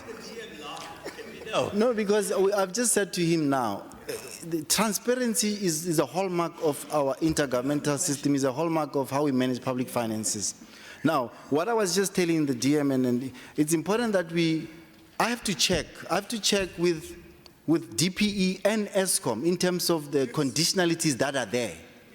And I don't think it will be fair for any South African not to know. But you know, I cannot now say this is what it's saying, and it's something that I think let's give us maybe the time, Chair. You know, we'll do that as part of our response tomorrow. We should be able to give you a response once we've checked with both ESCOM and DPE. But it's important that as a principle I only asked on my own behalf, so to speak, on behalf of the committee, so to speak. But does the committee agree that it's reasonable for us to know what the terms are? Let's get that first. Is there anybody who disagrees with? No, not discuss it here. What I'm asking is it not reasonable for a committee of finance to ask Treasury to let us know under what terms a loan has been secured from China? It's consistent with the rules, the norms, and the laws of the country here. Now, firstly, let me find out from the committee, do we agree that's a reasonable thing to ask? There may be reasons why they can't reveal it, then just tell us what are the reasons in terms of which law. Yes, Tikuleti? Thank you, Chair. I have a humble request that maybe as a committee, I don't know if we were supposed to talk to this matter alone as a committee, that maybe we should change our strategy of putting things in the agenda. I know we have the pressure. We don't have the luxury of time. That we should have enough time to engage with the department. We should be able to unearth issues. We should be able to be satisfied, if necessary, with questions. We should be able to make follow-ups. When we get out of the meeting, we should be happy that we have been able to get sufficient information and try to limit the issue of writing, because it might be misused at some stage, Chair. And I'm saying I understand that we are under a lot of pressure. But as time goes on, let's try gradually to change that approach. Let's engage and get to the bottom of issues. Thank you. Okay, Thandi? Chair, if I'm long-winded or I'm speaking in parables, you'll have to forgive me. But I'm gonna make an anecdote, maybe to make sense of what I'm going to say. You see, let's assume here is two companies that are competing, and the other one is successful and the other one is not. And for the other one to succeed, it needs to know the strategies of the other. So what it's going to do, it's going to try and put people who can make sense of how are this one successful in different ways, at different times, at different places. Now, if you're going to get a loan or you're going to discuss a deal, you want to get a good deal, you're going to put your best ideas on paper. Now, the role of Parliament is not to understand on which terms and conditions you negotiate. We'll be interested to whether have you implicated us in figures that can relate to the economy. That's the part we're interested. But once we're interested in those terms and conditions and strategies, it becomes very interesting as to what are you representing now? What are you representing? And the observation I've made before about SAA in terms of people they had as consultants and who possibly they were reporting to tried to give an impression that they represented their rivals. Now here we are again.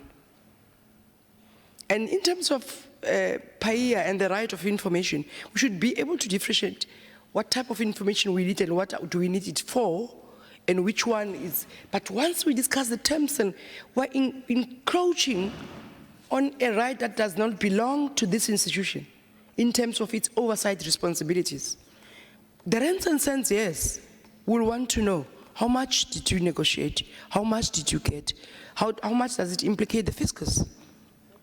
But how you did it, Minister, it's not our problem. Can never be. And as parties, we continuously try our luck, and I get worried when we take that specific approach. If we want to know, did they get 10 billion rands and over how long, that's fine. But there's certain information that is wanted here that we don't know where it ends, at the end, you know. Chair. Fine. Mr. Bainey, you want to say something? Yes, Chair, just for the purposes of the purpose of the written replies, I wonder if we could consider the reply to my question about the Apex appointments and the reply to my question about VBS Mutual Bank not to have been replied to, and if we could have replies in writing. It's not clear after hearing the DG whether there actually is a plan to fill the vacancies, and it's not clear to me after his reply that there actually will be an inquiry into National Treasury and or the regulators' actions in respect to VBS Bank. I don't think there's any difference between what all the members are saying. We're simply saying that in terms of the constitution and laws of this country, in terms of the commitment to openness and transparency, which we as Parliament, not you, the executive, have to hold you to account. Okay, you can't. Within the law, can you tell us what are the reasons for you not revealing the loan and its implications for ESCOM and this country and the budget? Future generation have to pay for it. So I think that's what we're basically saying. As to how you actually negotiated and all that, those things, insofar as you can keep it to yourself, there's some things you can indeed do, that's fine. So what Thandi and what I'm saying and articulate is no difference. Secondly, on VBS Mutual, can I just raise this, Mr. Mania? I did speak to the Reserve Bank Governor yesterday to speak to him about, and I spoke to National Treasury too, to speak to him about a date. I said the committee will decide on Wednesday, but the earliest it seems to me is after, because this is BRRR week. Next 2 weeks are MTBPS. We have no choice. So the first available date is the 7th of November. In principle, I said to him, I'll get a mandate on Wednesday. It's either the 7th or the 8th. He's come back to me to say this morning that he spoke to Advocate Mutau, and they think the 7th will be better because he has to be in the Constitutional Court. But I did raise with him that in our committee meetings, we have raised the question, all parties did, that actually there has to be some sort of overall, beside the investigations to who did what in VBS, all parties seem to agree that there should also be, Minister, an overall inquiry into the performance and role and interventions of National Treasury, SELGA in the case, and provincial associations of SELGA in Limpopo and Northwest, and the role of the regulator. Could they have intervened earlier? At the stage, I understood Kuben Naidu to say, yes, there is an inquiry, a broader inquiry. I asked him yesterday, his reply was, yes, there is such an inquiry underway. In our committee's report, but it'll happen mostly next year. The main focus right now is what happened, can they rescue the bank? So what I'm saying in short is tomorrow, in our statement, what I suggest we do is we urge that this inquiry that was promised by mainly the Reserve Bank, but agreed to, it seemed to me, we can check the minutes or accounts of what happened then, Treasury should actually take place, because all of us may have, in some or other way, had an opportunity to intervene early and we didn't. I think that's the point you're making. Mr. Naidu says yes, Governor Naidu says it's going to happen. Oh, Minister, I see you want to say something?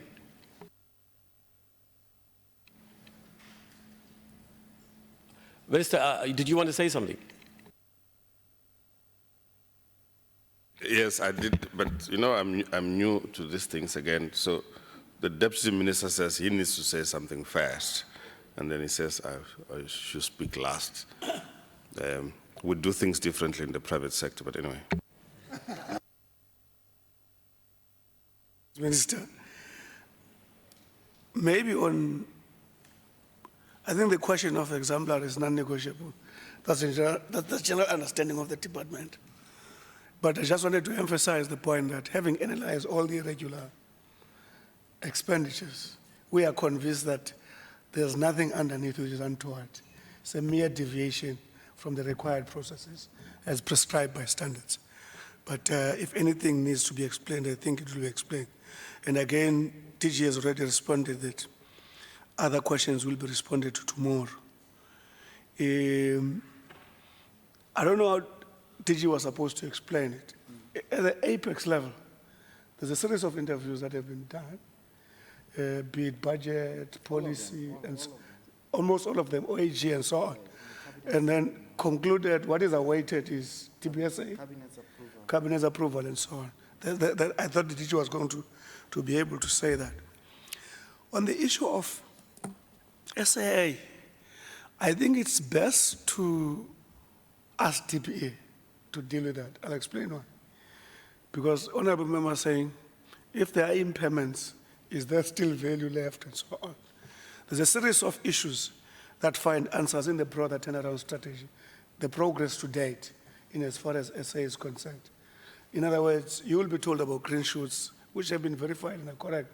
Now the extent is, to which extent do they deal with the consequences of the impairment that you speak about? We think DP is better placed to actually deal with that. And I accept the principle of, I don't want to repeat the issue of transparency. Maybe we need to pay attention to the broader legalities of the entire matter and then come back to explain. I know if you would, there's a book written by Royal Cause on the state-owned enterprise where they explain the contradiction between the need for confidentiality for commercial imperatives and also the state's responsibility to account to society with regard.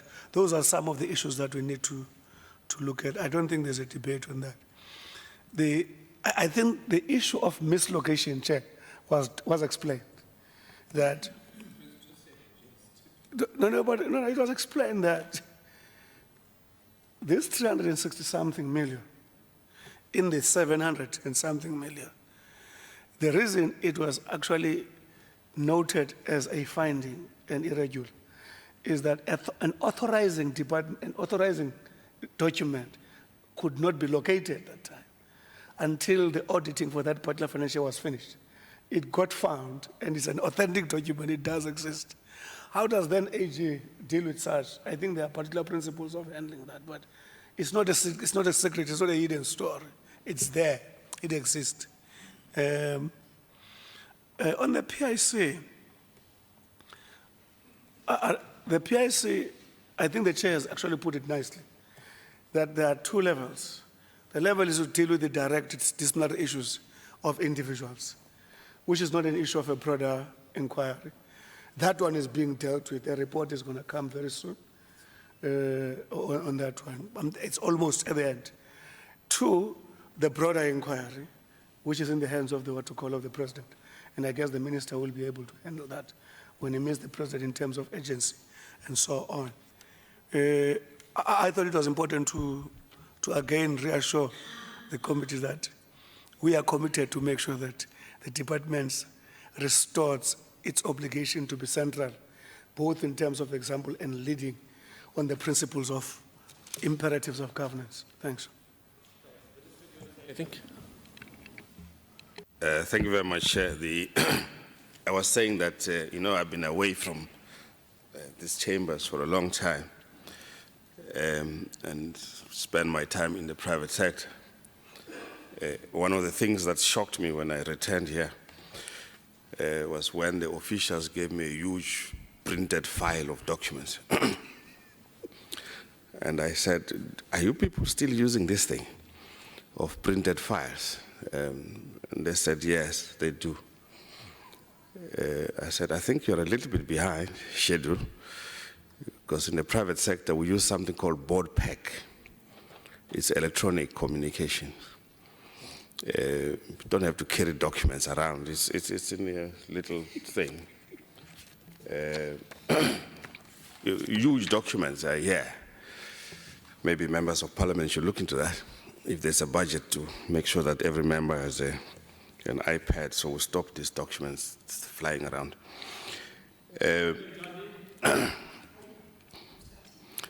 Yes, you need to move, really, you need to move with times.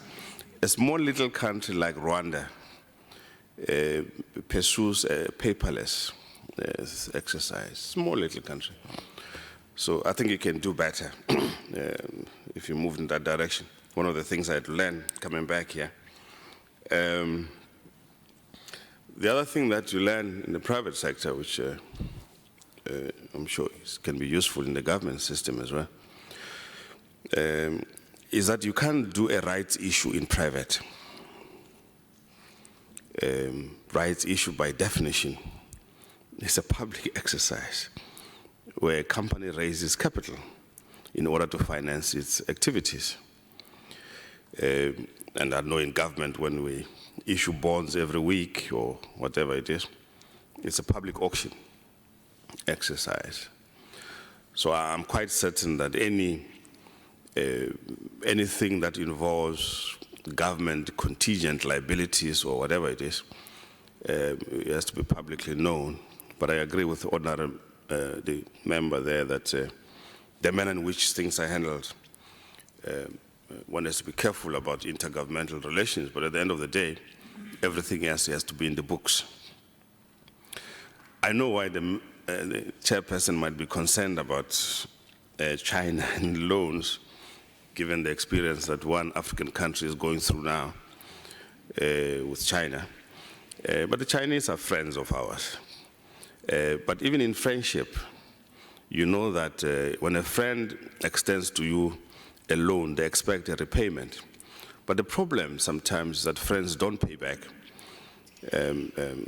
So you have to be careful about friends and family and loans. It doesn't quite work very well. So, but I'm sure it will be handled very, very carefully in this regard. Let me say something about VBS, preliminary. We are going to have quite a lot to say, I think, next week when we do the medium-term budget statement. Many things went wrong there. And I like the way the advocate prefaced his report about the robbery in Krugersdorp, where people had to tunnel their way to a bank and got away with 400,000 rand, and then they disappeared. Huge amount of hard work and planning for 400,000 rand. They were never found. These ones, for little effort, no tunneling, but they staged a huge bank robbery I thought it was a wonderful way to put it.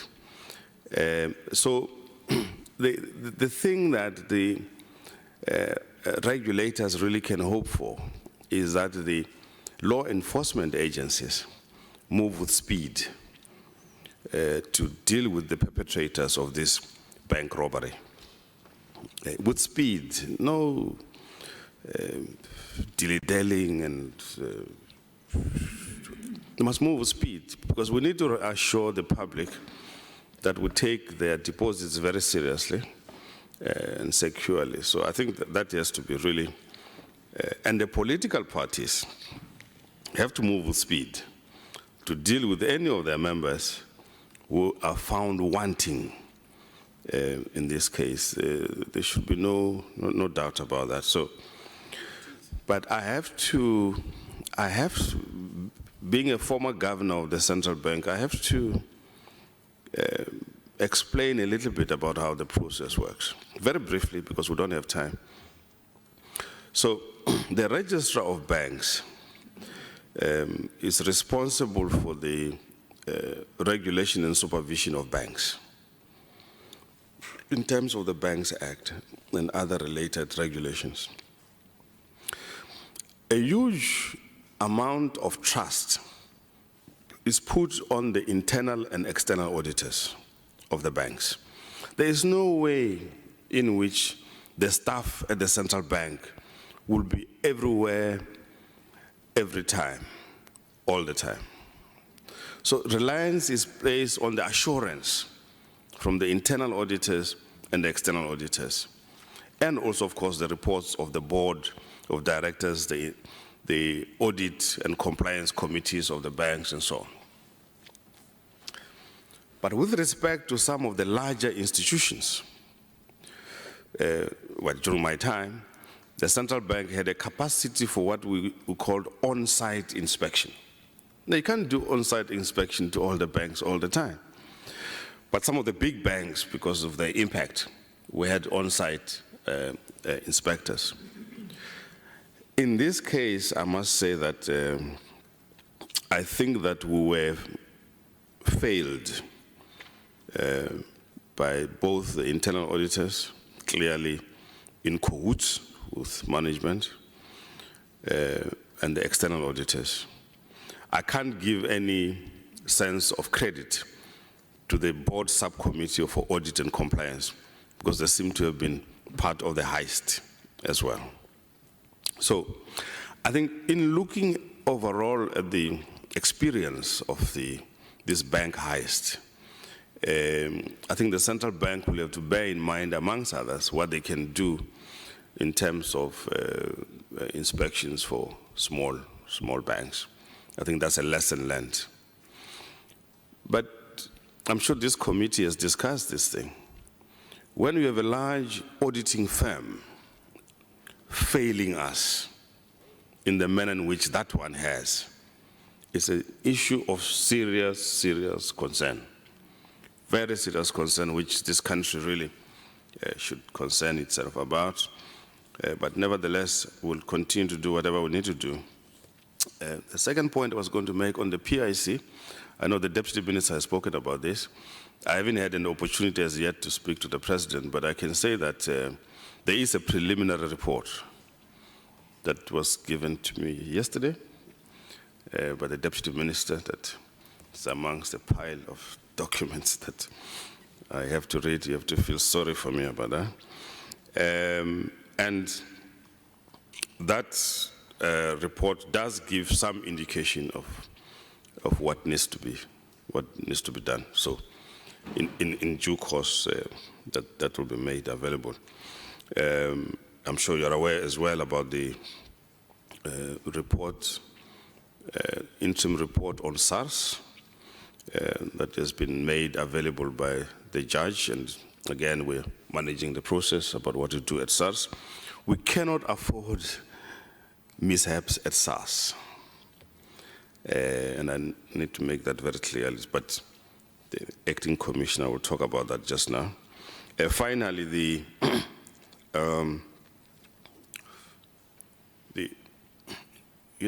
new constitution that we negotiated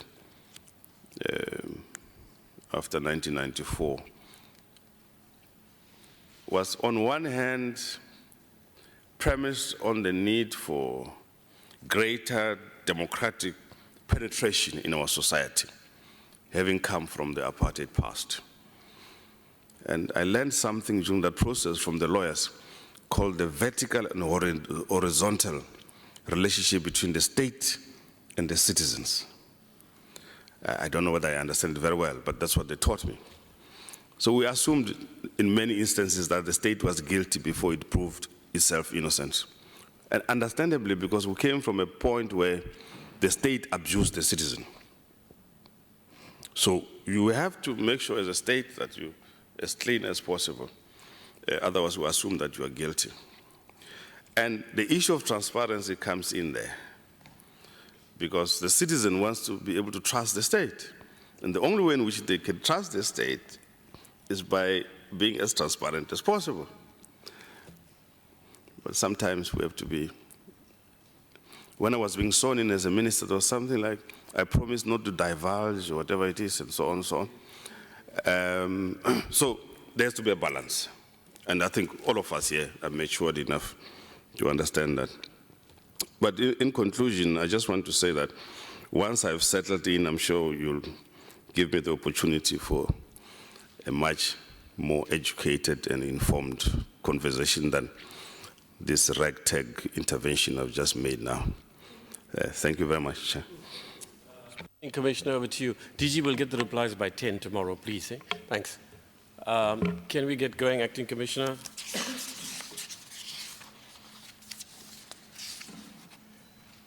An in-house matter we can discuss while the Commissioner is making his way is we have to vote on this report by the 19th. Now, the 19th is on Friday, and one option is to vote on it on Thursday night. So after the House rises on Thursday, if we can have the report out, this will be our last BRRR report, and the main section will be on recommendations and observations. So I'm asking members if it's okay for us to meet after the House rises on Thursday, because several members have hinted that for a variety of reasons, Friday may be challenging. Is that agreeable? Right. So we meet on Thursday after the House. Thursday is a 3-line whip. Is that right, Tanya? No, Chair, can I deal with that part so that we check availability, including logistics? Yeah, then fine. But it's possible that we can Yeah. do it. Okay. All right. But you know.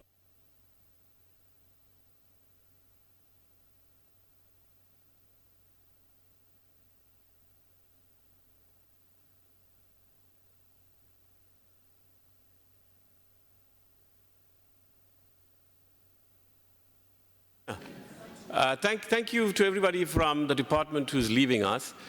Over to the Acting Commissioner. The DM. Yeah, thank you. You are stuck with us today, Chair, for some time. I just want to highlight one or two issues on SARS that you might have heard that just today, there is something on the print on the e-file. We will talk to that of SARS. And also, we will also be dealing with the issue of the replenishing of the IT infrastructure and what are we doing to deal with the gap, because we appreciate that we're almost more than 40% behind, but there will be an explanation on how we're dealing with that. Also the issue of regular expenditure, SARS, and we'll also deal with that because it involved the contract extension and how Treasury changed the rules and how we missed the mark as Treasury. We'll also be explaining to you the amount of that 102 million, much of it that has gone to bonuses. And of course, we'll be dealing with the issue of compliance with regard to returns, be it on the company income tax or how it is underperforming on the company side, and what are the reasons it is performing on the personal income tax side. General will be talking in a bigger picture with regard to those. Those are the issues that I thought I need to sensitize the committee. We'll actually be clarifying and engaging with those issues. Mark will take you through on the details. Maybe introduction, Mark? Commissioner, can you restrict yourself to half an hour at most? I'm going to move as quickly as I can, Thank you. Chair. And good afternoon, Chair. Good afternoon, honourable members. To my Minister and to my Deputy Minister. For those of you who don't know, today is Bosses Day, so I need to say to my bosses on my left and my right, happy Bosses Day, for just stating that. You must tell them that when I came to visit you, it rained. Yeah, well, we had a great blessing on the first day I met the Minister, which was last week, and we had a outpouring of rain, which was a blessing, and we hope that continues. I think, just very importantly, as we start off here, I want to echo, maybe in different words, the words that the Minister said. We can't afford mess-ups at SARS. SARS is an important organization for our country. It is an organization that has to succeed. It has to do what is right and correct in every circumstance. I do believe that we are in the right direction. I do believe, though, we are facing choppy seas. And I'm going to go into a little bit of that in a moment. I would like, if you don't mind, I'm going to just mention my team that is here. I do have the chair of our Audit and Risk Committee, Mr. Sadi Garden, who is here. My Chief Officer of Finance, Mr. Johnson Kuba. My Chief Officer of Strategy and Communications, Mr. Slingani Matabula. My Chief Officer of Enforcement, Ms. Makola Makola. My Acting Chief Officer of Customs and Excise, Mr. Bayes Taron, and my Acting Chief Officer of Business and Individual Taxes, where our branches are, Mr. Fabian Murray, just as by way of introduction. There are just a couple of things I want to make before I get into my presentation. I think everyone is aware that there's a commission ongoing, and I will be testifying on Friday. Some of my colleagues who are with me have already testified, and others will be testifying in the next few days. I will be testifying on Friday on a number of aspects with regards to their terms of reference.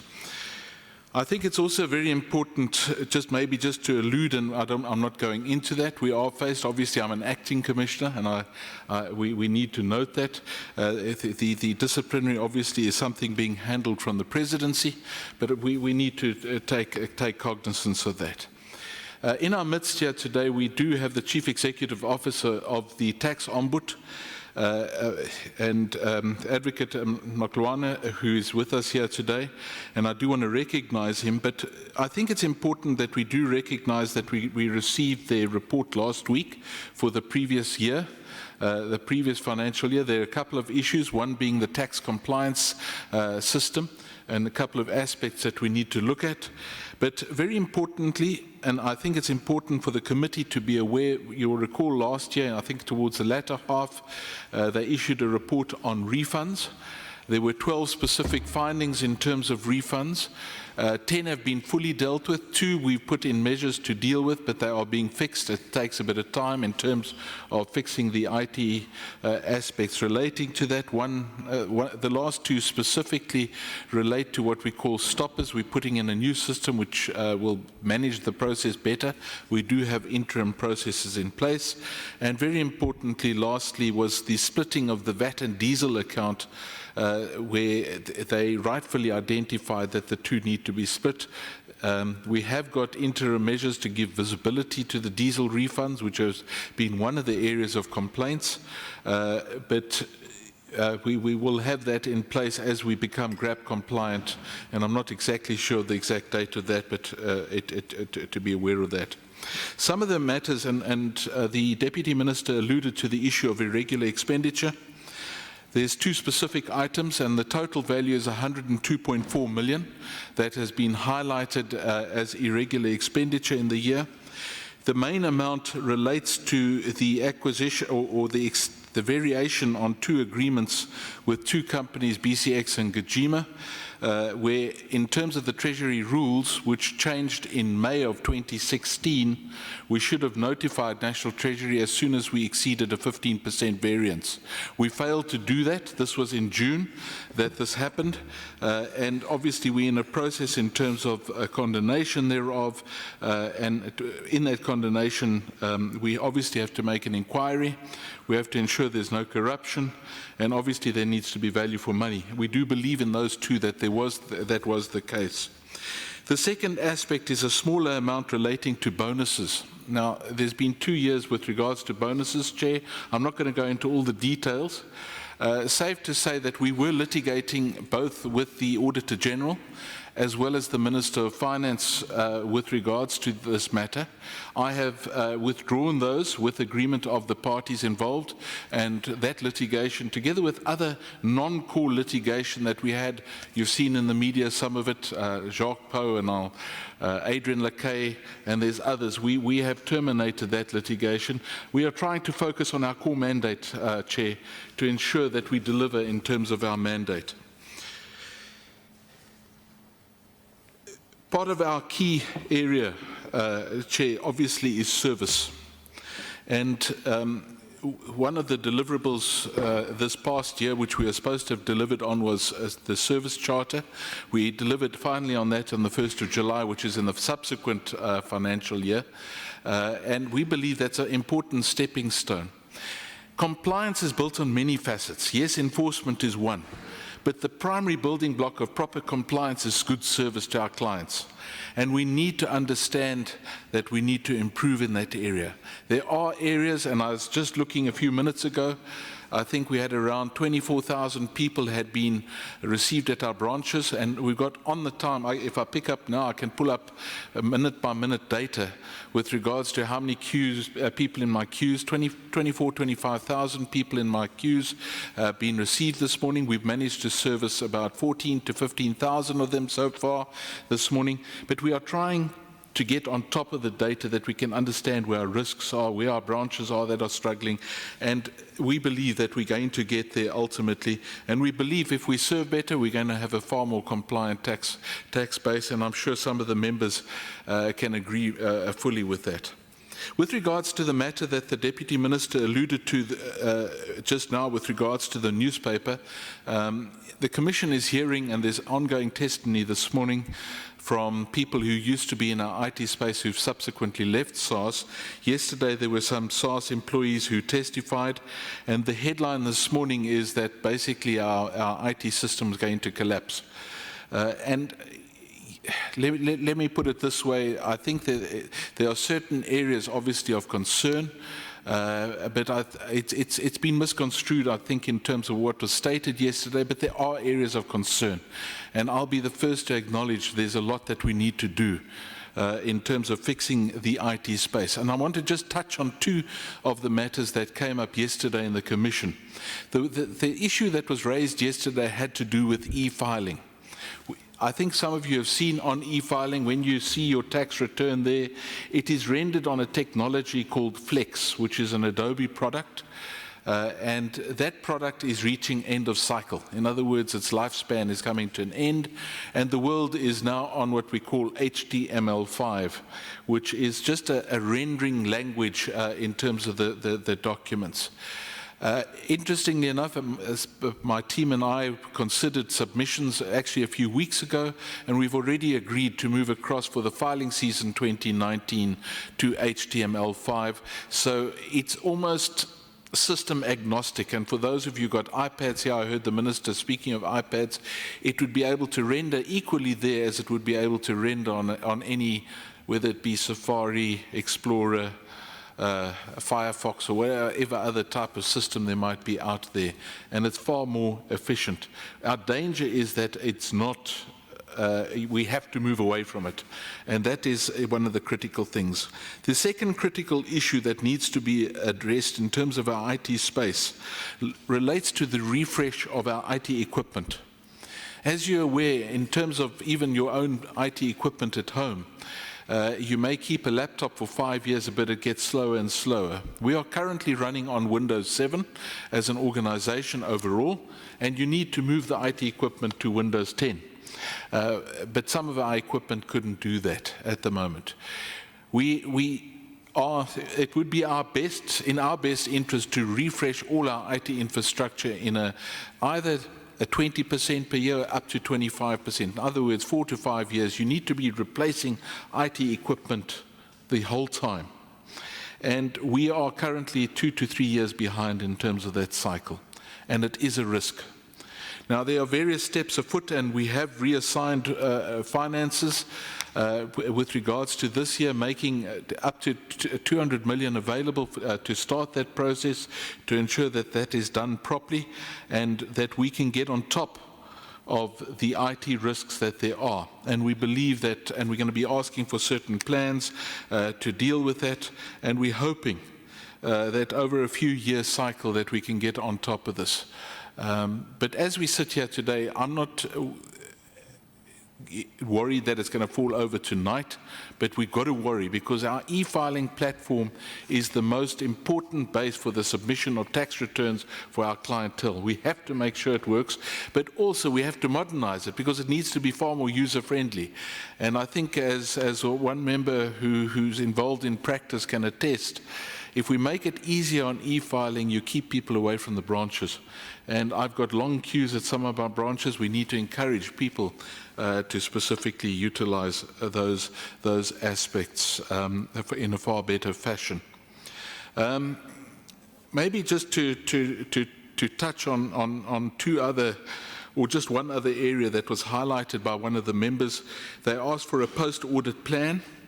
With regards to that, we do have one, and I believe it's going to be presented to me shortly, and I'm sure that we can make that available.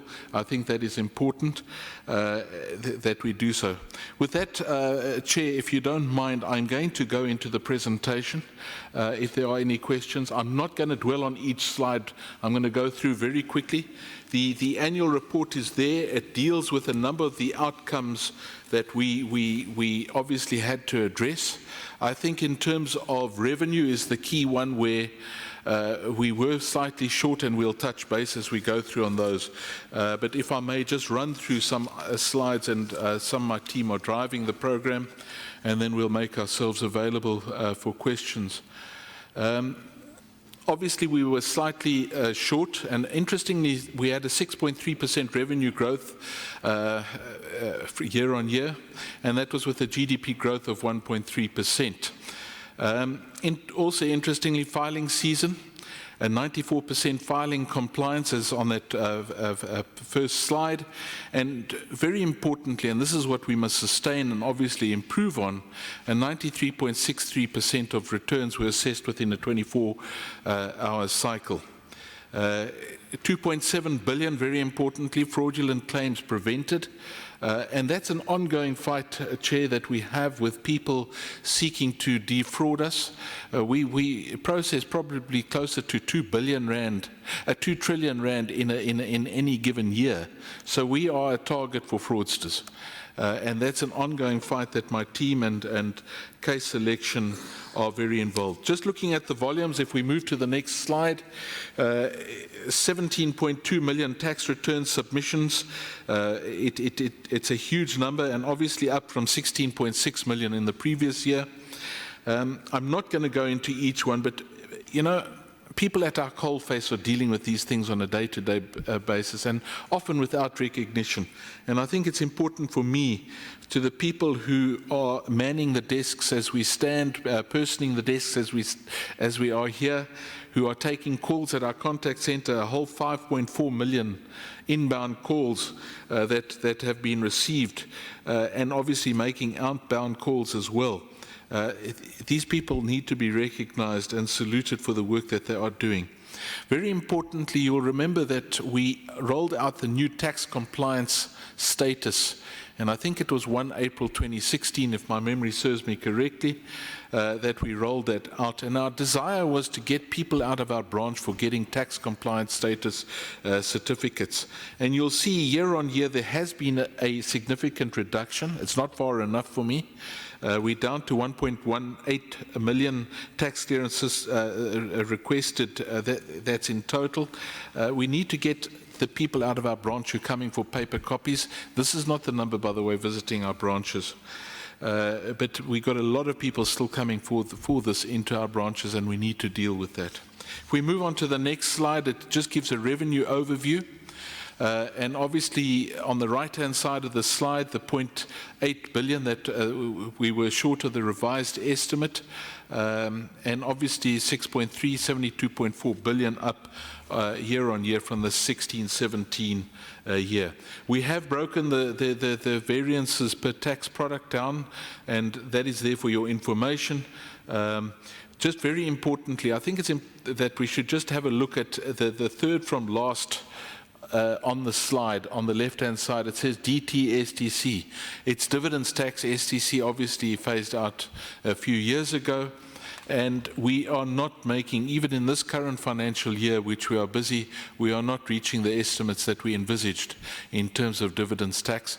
Obviously, this is dependent on companies declaring dividends, and it's a self-declaration tax.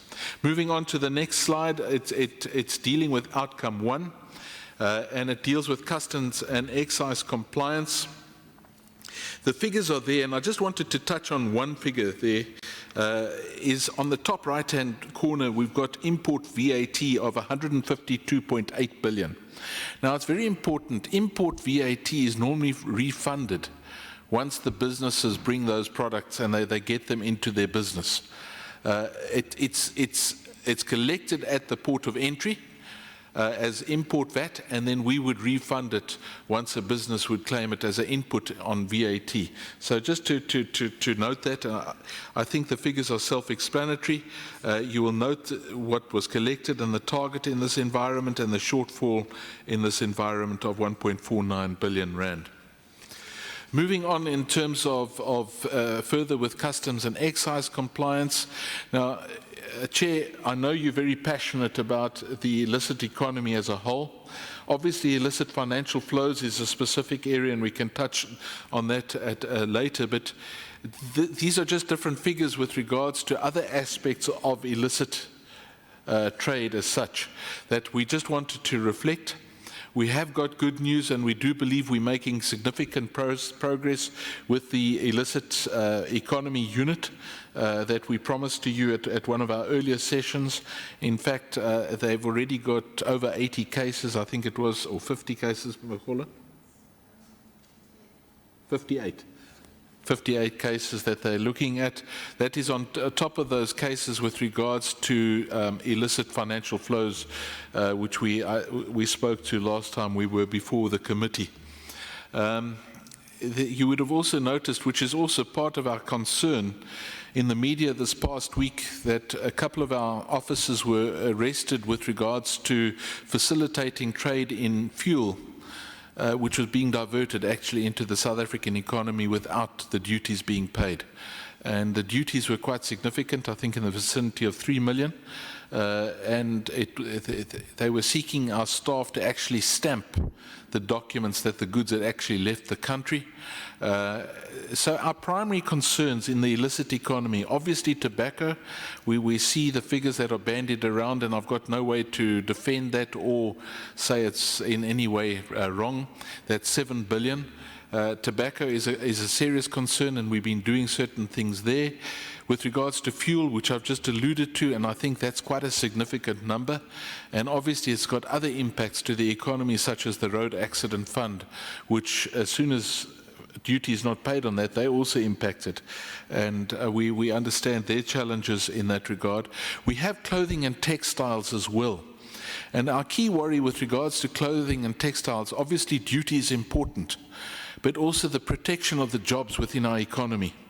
And we have to be looking out for that. We have had robust engagements recently with the trade unions and with the DTI, and we are focusing on certain of those industries to try and ensure that we target these areas. Obviously, drugs continues to be a major issue, And currency leaving, physical currency leaving our border posts is a specific focus of ours.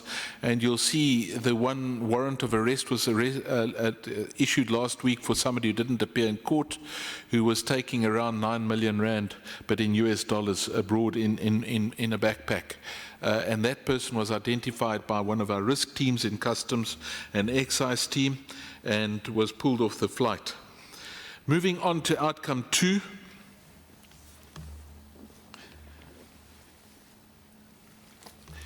This deals with increased tax compliance, and there was a small surplus of 0.6 billion there. Domestic VAT is there, and very importantly, the VAT refunds year on year were 5.2% up year on year. I'm not going to go into further details. I think that information is available for the members if they would like it. Moving on to outcome, further on outcome 2, that is slide 8. I think the information that I'd just like to highlight there, and the Ombud has highlighted 2 new systemic investigations that are in process. The first one relates to the time that disputes are being taken to wind up, and secondly, with regards to the PAYE account. But just in terms of the debt book, you'll see that in appeals and objections, it's per type there. There's a thing, a heading with 53% called uncertain debt. Appeals 39% of it, and objections 35%. And that is linked to the timelines with regards to disputes that we need to get on top of. And obviously, as soon as a person is in appeal or an objection, they do ask for suspension of payment, and that is obviously often granted, but there are some cases that we do enforce the pay now, argue later rule. But that is important, why we need to try and adhere to these timelines that are prescribed in the regulations pertaining to disputes. There are a number of figures further on that page with regards to investigative audit cases. 11,229 SMME audit cases done, 591 large business as opposed to 300 that we targeted. Base erosion and profit shifting, which comes to the financial flows that is a concern, 39 of them. And high net worth individual case audits, 270 that are there. There's a number of other figures on that page. I'm not going to go into the detail. When we get to the heart of service on page 9, which is the ease of fairness of doing business, outcome 3, obviously we highlighted the fact that our call center agents are taking significant calls. It is interesting and that our customer satisfaction index with regards to the contact center remains high. Now, I am aware there are concerns that are expressed that people have got repeat calls. I'm not blind to that. And those are things that we need to continue to increase our skill sets and improve on our ability to answer the questions that are needed. Ultimately, I'd like taxpayers not to be calling us and to be able to self-serve, because that is the desire. You would prefer to get people to be able to handle the queries and not to escalate. Very importantly, and with regards to complaints, 26,820 complaints received, resolved within turnaround time, 58.2%, which is low, on the low side. And obviously, it's our desire to move this up. And we have constant engagements with the tax ombud with regards to aspects. And I think we've worked hard in the last while to understand each other and to service these complaints in a better fashion. The average processing time is given there for PIT returns, CIT returns, and VAT refunds. And obviously, I know that people quote the magic number of 21 days with regards to VAT refunds. That is the day on which interest actually kicks in terms of the law. And there we are slightly shy, but we are seeking to improve that continually. Moving on then, increased cost effectiveness and internal efficiency. Now, one can see this, and the top left-hand corner with regards to cost of collection is now at 0.89%. In other words, 89 cents it costs to collect 100 Rand. Is that good or bad is a question. The world norm is around 1%. If you go look at an average, the cost of collection. So there is a challenge that we may be under-investing in terms of collecting, and we need to up that figure. And obviously that's part of our engagement with the National Treasury with regards to our allocation.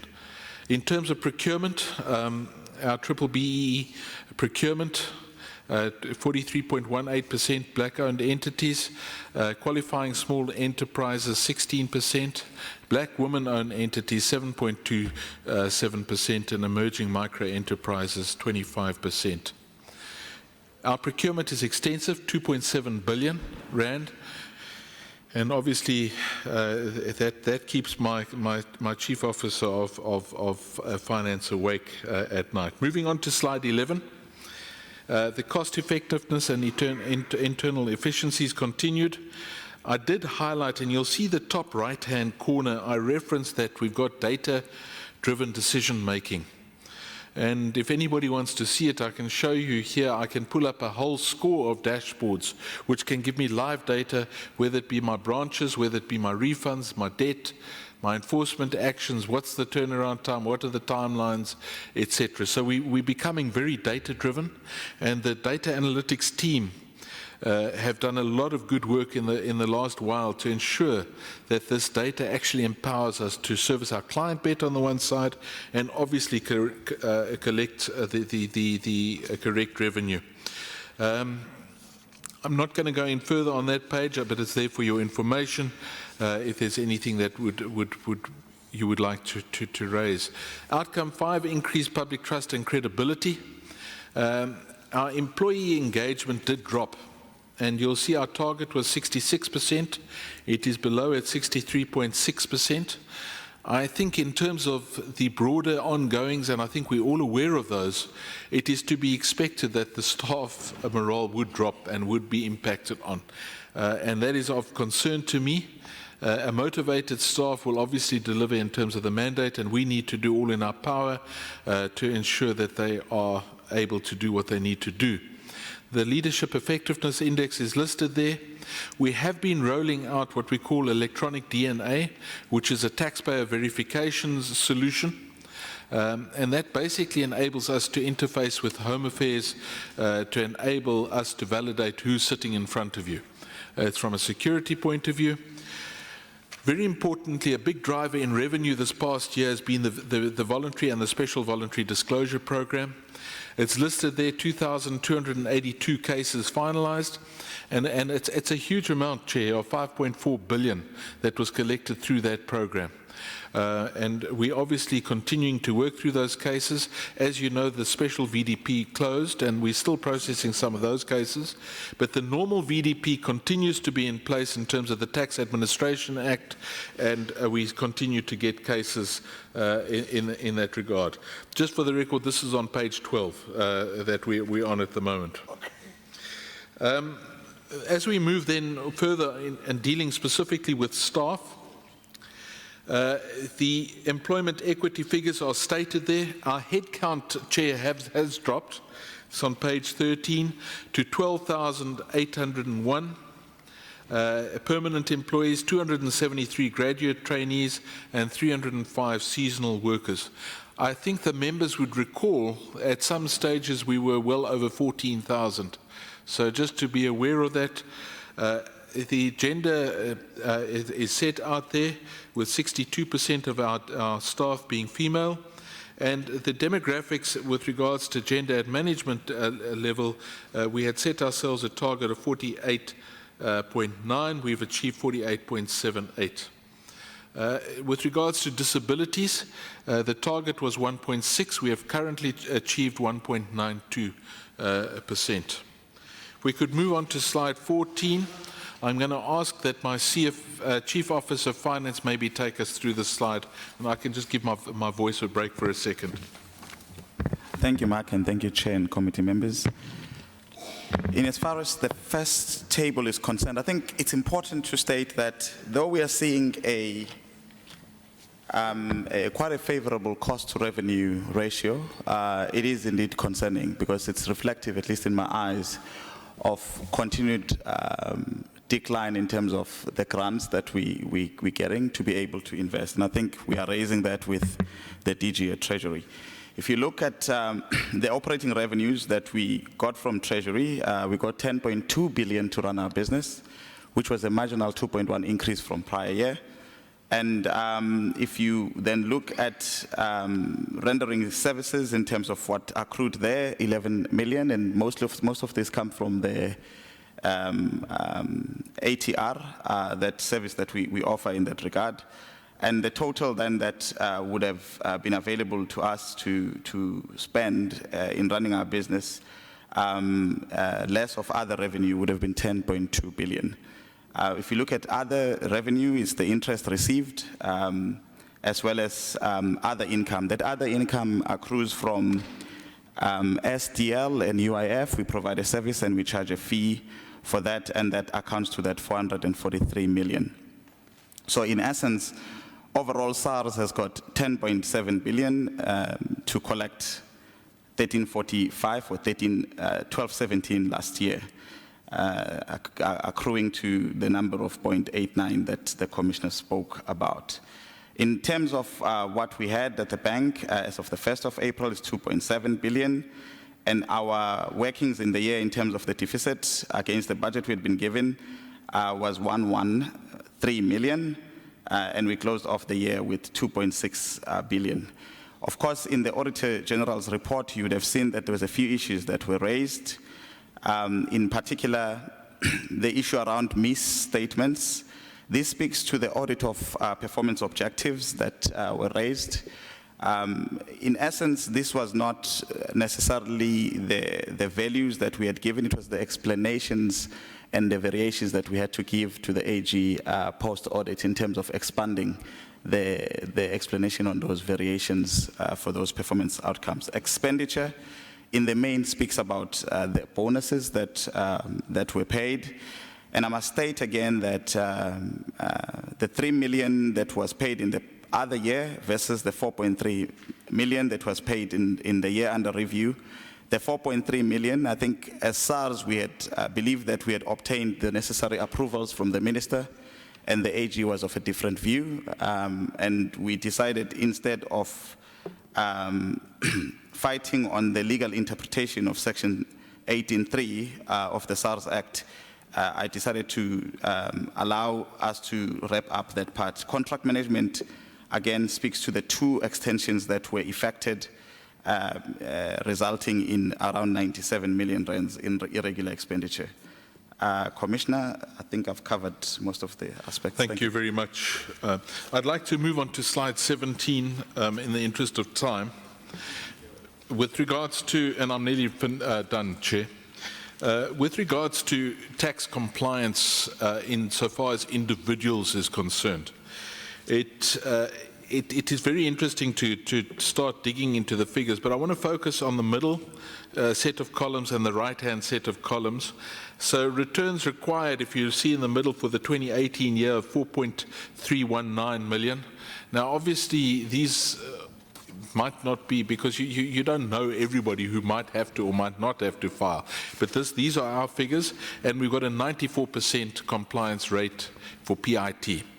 But insofar as provisional taxpayers, it's less, it's at 88.4%. So provisional taxpayers are slightly less compliant. I think it's just interesting noting. But our PIT compliance, in our view, is significantly higher than the average compliance we're seeing in other tax types. And it is also driven that it is the only tax where we've got an administrative penalty that's applicable currently, and I'll get on to further. Very importantly, I'm going to jump to slide 19.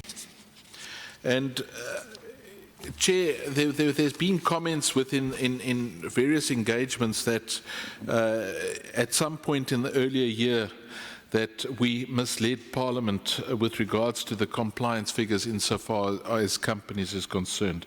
And I wanted to just explain in a nutshell if one looks at these figures. We have a tax register as we're sitting today of companies of around 3.4 million. This is about 1 million more entities than the CIPC, the Company and Intellectual Property Commissioner, has on its record. We are working hard to reconcile these numbers because some deregistrations have taken place within the CIPC space, but people have continued to be on our register. A number of years ago, as part of our modernization journey, we did automate the registration, the auto-registration of companies. We intend to move it to the deregistration aspect as well. There are legal challenges. Because if a non-payment of a person of their annual license fee to the CIPC leads to deregistration, but the person's got an outstanding debt to us, we don't want to deregister that person. Because once you deregister, you do not have a legal entity to go after. You've got to go to court to get it reinstated. So we've reconstituted meetings with the CIPC Commissioner. We are working hard to reconcile this, and in fact, this number has come down significantly. But when we look at the 3.4 million companies that we have on our register, and we look coldly at them, we've got an 11.14% compliance rate. The challenge is, and members will know, that many companies, I've just alluded to the fact that we don't match in terms of the register with CIPC, but there are many companies out there that do not render returns because they're dormant. People established a company and they've left it. It was established for tender procurement purposes. They didn't win the tender and they just leave it then, and it's left to lie until a deregistration process continues. What we sought to do last year was to look at which are the economically active companies. And if you look on the right-hand field, which is the 979,724 for this year, which references the 38.26% compliance, which is still low. And the Deputy Minister said that that is not good either, and I fully concur with that. This year, the filing requirement for returns has been changed. Previously, all returns for every company had to be filed. This year, only active companies have to file returns for the 2018 and forward financial year. So next year, there will be a change in the way this is measured. But we, for transparency's sake, want to be very transparent and say our total register, 11.8% compliance. Economically active, according to our definition, 38.26% compliance. There's nothing, we're not trying to hide this. It's a serious figure. We need companies to be compliant. Some of the tax gap is here. And for that reason, on the 7th of December this year, we will be implementing the administrative penalties for companies. And it's our intention that we will then start penalizing companies, and we are hoping to see a significant increase. We've got a whole marketing campaign that is being run out of our communications team, and with our BAIT team, we have written to the recognized controlling bodies and giving them a heads up that this is coming. And at all public fora that myself and my colleagues are attending, we are engaging in that fora to try and inform people with regards to their obligation. Chair, I think it will be good that I end there and leave it with you then to take. Okay, members, questions? Dikeledi, Tandi, Mr. Lees. Mr. Mania. Thank you. No more than 3 minutes each, I'm afraid. Yeah. No more? No more than 3 minutes, I'm afraid. But if you want to stay longer, I'm cool. Do people want to stay longer? You are eating on my minutes, Chair. No, it only starts once you... Can I get some guidance? Do we want to finish at 13:30? All right, fine. 3 minutes, right? Okay, thank you, Chair. And thanks for the directive. Chairperson, let me welcome the presentation. But also, I have asked the previous question when we were dealing with Treasury. I'll also focus on the findings by Auditor General. And I hear the presenters are saying there are few issues raised, but few as they may be, I find them very serious. And I believe that experience is a good teacher. Over and over again, as this committee, we have been concerned and trying to say to Treasury and SARS, it's not a matter of choice. They need to have a good and healthy relationship. And because of that relationship that they had, there has been bonuses to employees. And these bonuses have been issued without the minister's approval, which is contrary to Section 18(3). Section 18, subsection 3 of SARS Amendment Act of 2002. Chair, on the same issue again, there were no effective steps taken by the executive to prevent irregular expenditure, which is amounting to 4,352,000 rands. And that is a call for concern for me. But then it's not just something that should have happened. It is in the PFMA. Section 51, subsection 1B, Roman figure 2. It is also highlighted by the Auditor General, according to their findings, that a contract was extended without the approval of National Treasury. All these things, they are surrounding, they are revolving around the unhealthy relationship which was there between Treasury and SARS. And these things has caused us problem, and they are denting the image of SARS and National Treasury. So I think we have learned a lesson. We will understand our obligations and not do what we think is right, because there will be no consequences. Thank you, Chair. I hope I've not wasted your time.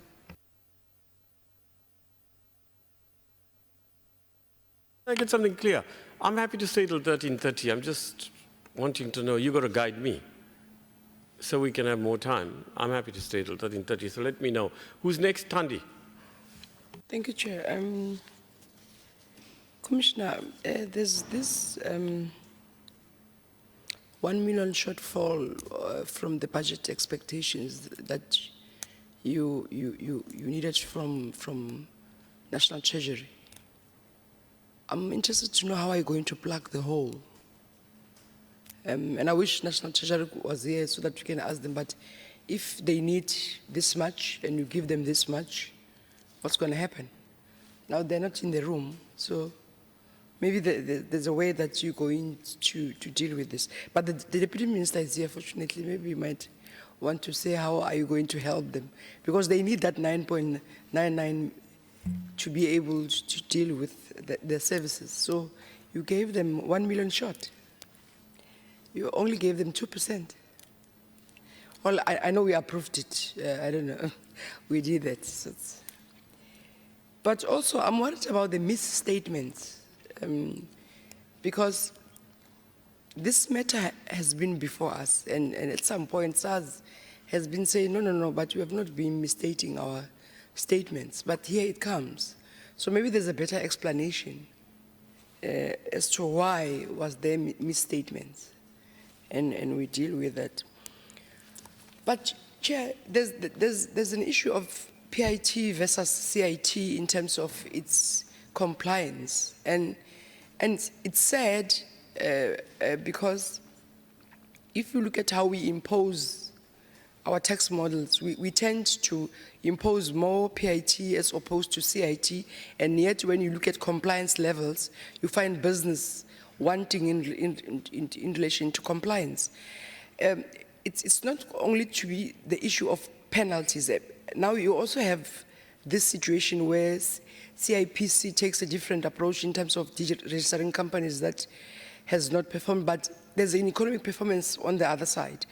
I think we need a vibrant and a more active way on how we're going to relate with the policy perspective of CIPC as opposed to what we want to achieve, because records are going to be cumbersome in relation to how you're going to track companies that are still active. And as we all know, that business tends to avoid paying taxes. They're going to come with very creative ways and means to try and even avoid further, because if we don't diagnose it properly, to me, it's not only an issue of deregistering.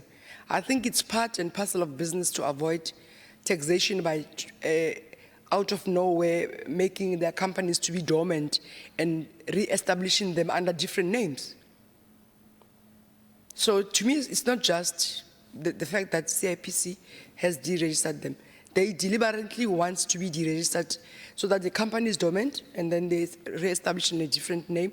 By the time we try to track for collection purposes, it has become more expensive for SARS to do that as opposed to them being compliant. So we need a very proactive way on how we're going to deal. So we need a different model altogether that you apply for CIT as opposed to any other tax model that you have. So perhaps you might want to look at that, and then in future we see how it performs and how it can impact for it to have a relevance in terms of, well, I wish we can give these figures to industry, because there are those who believe CIT can perform better. Of course it doesn't. They don't believe in these figures. Maybe if they can see them in real terms, they will understand why we take certain policy position in terms of taxation. Because if you were listening to the engagements when we were dealing with the issues of VAT, there were people who had an impression that CIT can perform better. So they need to be shown these figures, maybe in the public discourse or in engagements, for them to understand the impact in terms of our revenue collection.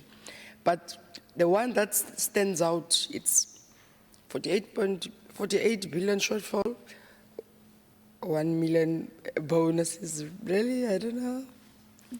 I can't say much, but really?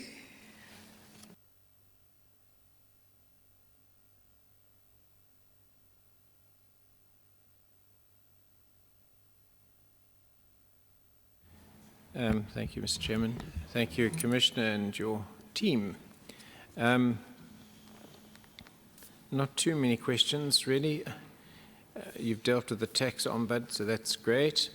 Just in terms of an earlier subject in the day, the VBS report on page 138, there's a recommendation from Advocate Motau for the SARB to refer tax issues to you. Has that happened? And if so, what sort of action are SARS busy with? The question of exec bonuses has been dealt with, and you've reported litigation's been withdrawn. But even, let's put aside the litigation, in terms of what the ministerial approval that you understood had been granted, on what basis were these bonuses calculated? I mean, I don't understand. Someone was the CEO of Business and Individual Taxes, acting for 5.5 months, got a bonus of 566,000 against a salary for, and I can't find your position there. I'm not. But why I'm saying this, it's not so much the amounts actually, but it is partly. But the previous year, the whole question of the minister then Gordhan saying no bonuses at all, was that then, putting aside the difference with the Auditor General, the next year the minister said go for it, whether it was done properly or not properly. Was there that change from one year to the other, where the different ministers had different views about bonuses? Yeah, the question of IT is fraught. I mean, I use Apple, what's it called? I can't remember what the search engine's called or whatever. And DOS. Safari, there you go. You see the DOS. Yes, well, mine probably is DOS. But yeah, I can't open letters. I can open returns and sometimes assess, but I can't open correspondence. And the call center says to me, well, go and open it in Chrome. And I don't have Google Chrome. So, yeah, I'm glad to hear that you're dealing with it. Tandi in the Peanut Gallery, I appreciate the encouragement. Thank you. Yeah. Okay, in terms of the quite a critical thing is the CIT, the number of entities on your register versus who's actually dormant and so on. So there seems to be quite a bit of consternation in because of your campaign and quite rightly that we now have to go and find out how many tax returns are outstanding for an entity that might have been dormant for 10 or 15 years. And how does one do that on the system?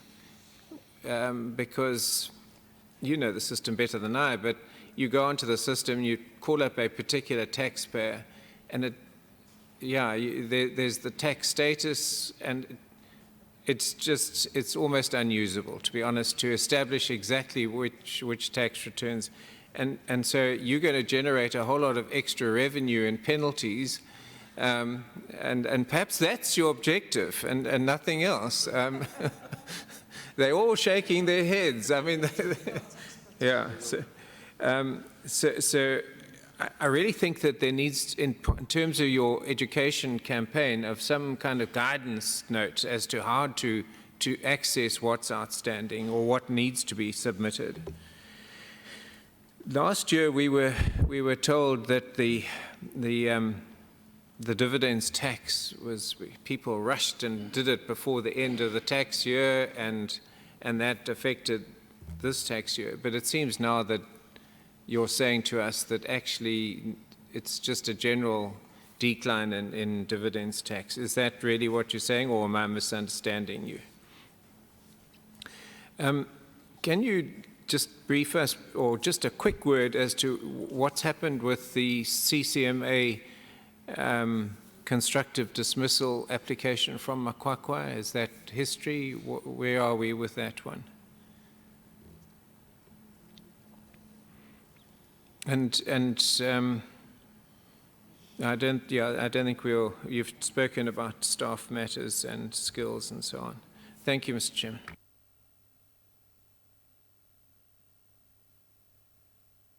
Thank you, Chair. I have one quick question. Is there an intelligence unit within SARS, or is there a SARS intelligence unit within the State Security Agency? Thank you.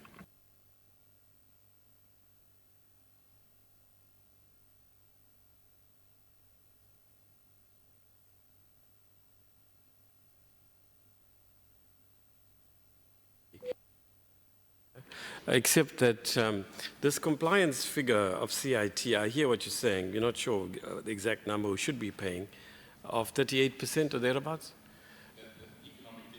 Economically active, right? So isn't that figure remarkably low? And can you, by 10 o'clock tomorrow, in a pretty way, just give us 4 or 5, you said some things, but we'd like to cover what you're saying. See, what our report does, if you haven't noticed, is we first give an overview of what you said, and then put our observations and recommendations. We prefer that you speak in your own words. So can you tell us, you know, in sort of like a third of a page, what exactly you're doing about this thing? What are your timelines and deadlines? And maybe a line or two about why the problem exists in the first place. Okay. Then the next thing is, well, look, I'll forego my questions for now. If need be, I will email them to you. Right, answer them, please, those that have been put to you. Well, firstly, thank you very much, Chair, and to the honourable members, thank you for the questions, and I'm going to seek to answer. I think the seriousness of the irregular expenditure is very much on my mind. It was probably the biggest issue that worried me in terms of this. It worried me further that we sought to litigate about it, litigate with my own boss, and that is not something that I'd like to do. We take it seriously, and we've put in place measures that it doesn't repeat. Now, I can't say there will never be anything. We do not know what will be found, and obviously there's also allegations, as you're very well aware, with regards to the contract with regards to Bain, which has been in the public domain, and even if you go read in the media with regards to other contracts with regards to the operating model and the changes that happened there. So I can't say there'll never be, but I can assure the honourable member that this is a serious matter. It's not something I take lightly, and my colleagues and I believe that we've put in place the checks and balances that will prevent such future occurrences. I'm not sure what will still be found in terms of processes, but we believe that we are treating it with all the seriousness that it is needed. The contract extension matter, yes, we dropped the ball. With regards to not implementing the 1st of May 2016 change in having to notify Treasury. We should have done that, and we dropped the ball. But those are things that we were notified on time. We can't plead ignorance. We were notified in terms of that. There are a number of other questions, and I'm going to ask just that my colleagues prepare themselves. In terms of the broader compliance questions, I'm going to ask that the Acting Chief Officer, Mr. Fabian Murray, just deal with that. With regards to the shortfall in terms of allocated, our Chief Officer of Finance, if he could just comment on that. I'll comment on one or two others and ask if there's any other input from my colleagues. But let me just speak to the other matters very briefly that were highlighted. The issue of the VBS. We received the report the day before it was publicly released. I immediately, in fact, the same day, prepared a note instructing our governance processes to be ready once it was released publicly, and that's gone into that process. We go through a strict governance process for case creation, etc., and that is underway. Beyond that, we can't get, Chair, into any detail, because if it's Mark Kingan's affairs there is a confidentiality, but I can assure the members I am doing what is right, and my team and I will do what is right in this regard, by the book. My concern is obviously not whether money was taken, it's whether it was taxed correctly.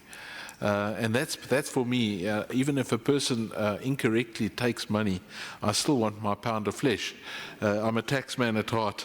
I need to make up that money, Honourable Member, in terms of that. Just in terms of the exec bonuses, obviously the ones reported here are the ones that were paid out in the 17-18 year, but they related to performance in the 16-17 year. So you need to understand it in that context. These were paid probably August or so last year, the amounts that are reflected here, and that's why you will not get my name here, Honourable Member. And with regards to why the acting chief of Beta, it was actually a person who was fulfilling another role would have got a performance bonus in any case of those roles, and one needs to understand that. With regards to the penalty note, and I'm going to ask, as I've said, Fabian Murray to comment, but I did want to say one thing. I don't expect you to go find which returns are outstanding. We're actually going to notify the individual companies. So there is a process underway that we'll do it by the book. And as the chair has asked, we're going to give a short synopsis of this, because that figure of below 40% compliance, even of economically active entities, should shock us. It's not acceptable, and we need to deal with it. But we are notifying the people. They will get formal, each one will get a letter, the public officer, obviously where we've got the contact details, because some of them are gone, and you're going to struggle in terms of that. With regards to the CCMA of the Jonas Makwakwa, the last information I have is that he asked for condonation for late submission, and that was turned down by the CCMA. So that is the information I have. With regards to the intelligence unit, the question that was asked in that regard, I don't know, Ms. McCall, if you'd like to comment on that, but I'm not aware of any intelligence unit in the legal sense of an intelligence unit operating either in SARS or at the SSA. For SARS, and I just want us, she can maybe just clarify that in a moment. Obviously, we gather information on taxpayers. Case selection is based on information from taxpayers. That's not an intelligence unit, I think, as the member is alluding to. It's the intelligence unit as in that other act pertaining to. Whether we should have some form of intelligence thing, I'm not going to go into, but we do need. Tax crime is a very serious issue. Illicit financial flows, the Honourable Chair has highlighted it. You need intelligence to be able to tackle these things, and we need to be able to do it properly. It's on my agenda as to where we go forward on this, but we're going to operate by the book, within the law, proper governance, and ensure that we are accountable for whatever we do in this space. But I'll ask that Chief Officer Enforcement maybe comment. Can I just raise something there? The members of this committee, I'm one of the oldest, but it's they have very short memories. But our position has been, unless it's changed, we can change it. Our position has been that we think that there should be an appropriate intelligence unit within SARS, within the law. It must act on illicit economy. When the when the commissioner was here in G26, I put a question to him, do other revenue-raising agencies have an intelligence unit? His reply, as I recall it, yes. Correct. So we said, have this. It is the view of this committee. In fact, it might even be in the reports, Alan, you can trace it. That's our view. But while we're at it, there's something else we need to clarify. Can you tell us why you withdrew Adrian Lekay's case, so that we're clear? Because there's a lot of confusion about this in the public domain. I had to reply following endless prodding by journalists. I think it's reasonable to say that some of us, at least, we never discussed this formally, were ill at ease about the decision to take him to court over letters he wrote to the two committees. But we were told that in terms of the employee's relationship with the SARS, within SARS, that letter was inappropriate. So on the one hand, you have a law that we've passed that we are told he had violated, in which case whoever it is, they must face the music. On the other hand, we felt ill at ease that he had written to two committees. What he expected of the committees, we can agree to disagree. We couldn't do it. Intelligence Committee had to handle it, right? But we must agree to disagree. We had endless exchanges with him, emails and phone calls, several, between Connie September, himself, and myself. But finally, you know, in discussion with various people, we realized this scoff can do little. So we must agree to disagree with him. But the thing is that we were in an ambivalent position. On the one hand, you have a law, comrades, that we passed, or maybe it was passed in the pre-democracy era, which prevents an employee from doing it. On the other hand, he wrote to two committees, and he got penalized for that. So it was a strange relationship. So maybe you can just clarify so that the committee in future, if ever such a thing, hopefully it won't recur, has got some guidance about, you know, how we manage these things also. We must decide for ourselves, but why did you withdraw it in a nutshell? Well, Chair, primarily, I don't want to be caught up in litigation that is non-core. That's my biggest issue. My core mandate is to collect revenue. Now, you will be aware we had other incidents of information being passed in terms of in other books, for instance, that were published.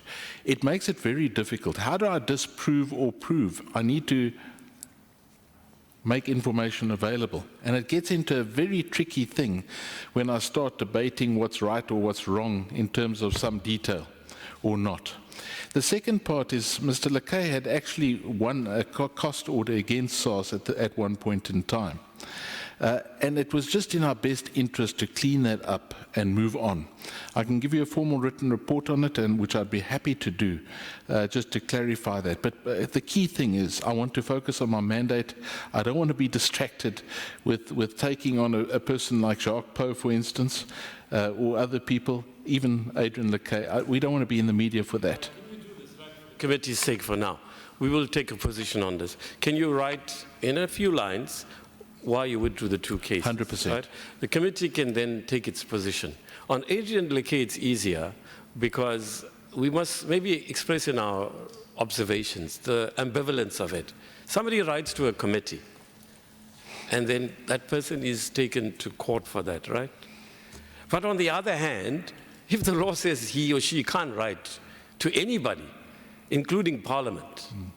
That was an open letter. If he had written confidential letters to us, maybe it would have been easier to defend him, right? Yeah. So, but we need clarity on this issue.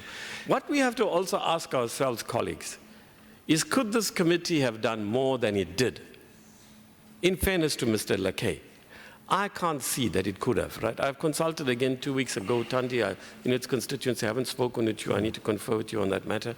But, you know, we need some clarity on that for our own selves. But Mr. Lekay, Commissioner, there are other things that you need to know. This committee has held a view that we need to amend the SARS Act to provide for certain circumstances in which, in a closed meeting, like the Intelligence Committee does, we have the right to inquire if there are reasonable allegations in the public domain, reasonable, that be criteria. We have asked the lawyer to look into this, Advocate Jenkins. Nati, I'm just reporting, this is before your time, Nati. So that the person accused or the company accused can appear before the committee with its lawyer. The committee can ask questions. We sworn in terms of the Intelligence Committee, in a closed meeting, we must deal with this thing. Because there are too many accusations made about people not paying taxes, and maybe they are paying their taxes. On the other hand, there are people who are accused of not paying taxes who probably aren't paying taxes. We think of this famous family as one example, right? The rumors have been circulating since 2011. I heard in 2011 that they were not paying their taxes, right? And this thing became a big issue. Look where we are right now, the Zondo Commission, right? And what I'm trying to say is, and you know, I was out of the country last week. Colleagues, the way we appear in the international media, you cannot recognize our country, really. It is so bad, right? If you look at all the papers, right? Outside. So I think these are things we have to do in the next 5-year term. But unless members have changed their views, we must, in our exit report, put this down. And I think in this report, Zakele, Antonia, we should put these issues down. That these are issues the committee thinks should be considered by the incoming 5-year term committee. Nati. No, thank you very much, Honourable Chairperson and honourable members. I just want to make a comment on two issues, largely process-related. I support the chair in terms of what the commissioner needs to do, but we need legal reasons to be advanced. We don't need preferences and options. It's a preference to say, I don't want to be caught up in non-core issues. That's a preferential kind of statement. We need the legally sound kind of reasons why these cases were withdrawn, for an example. So that's one.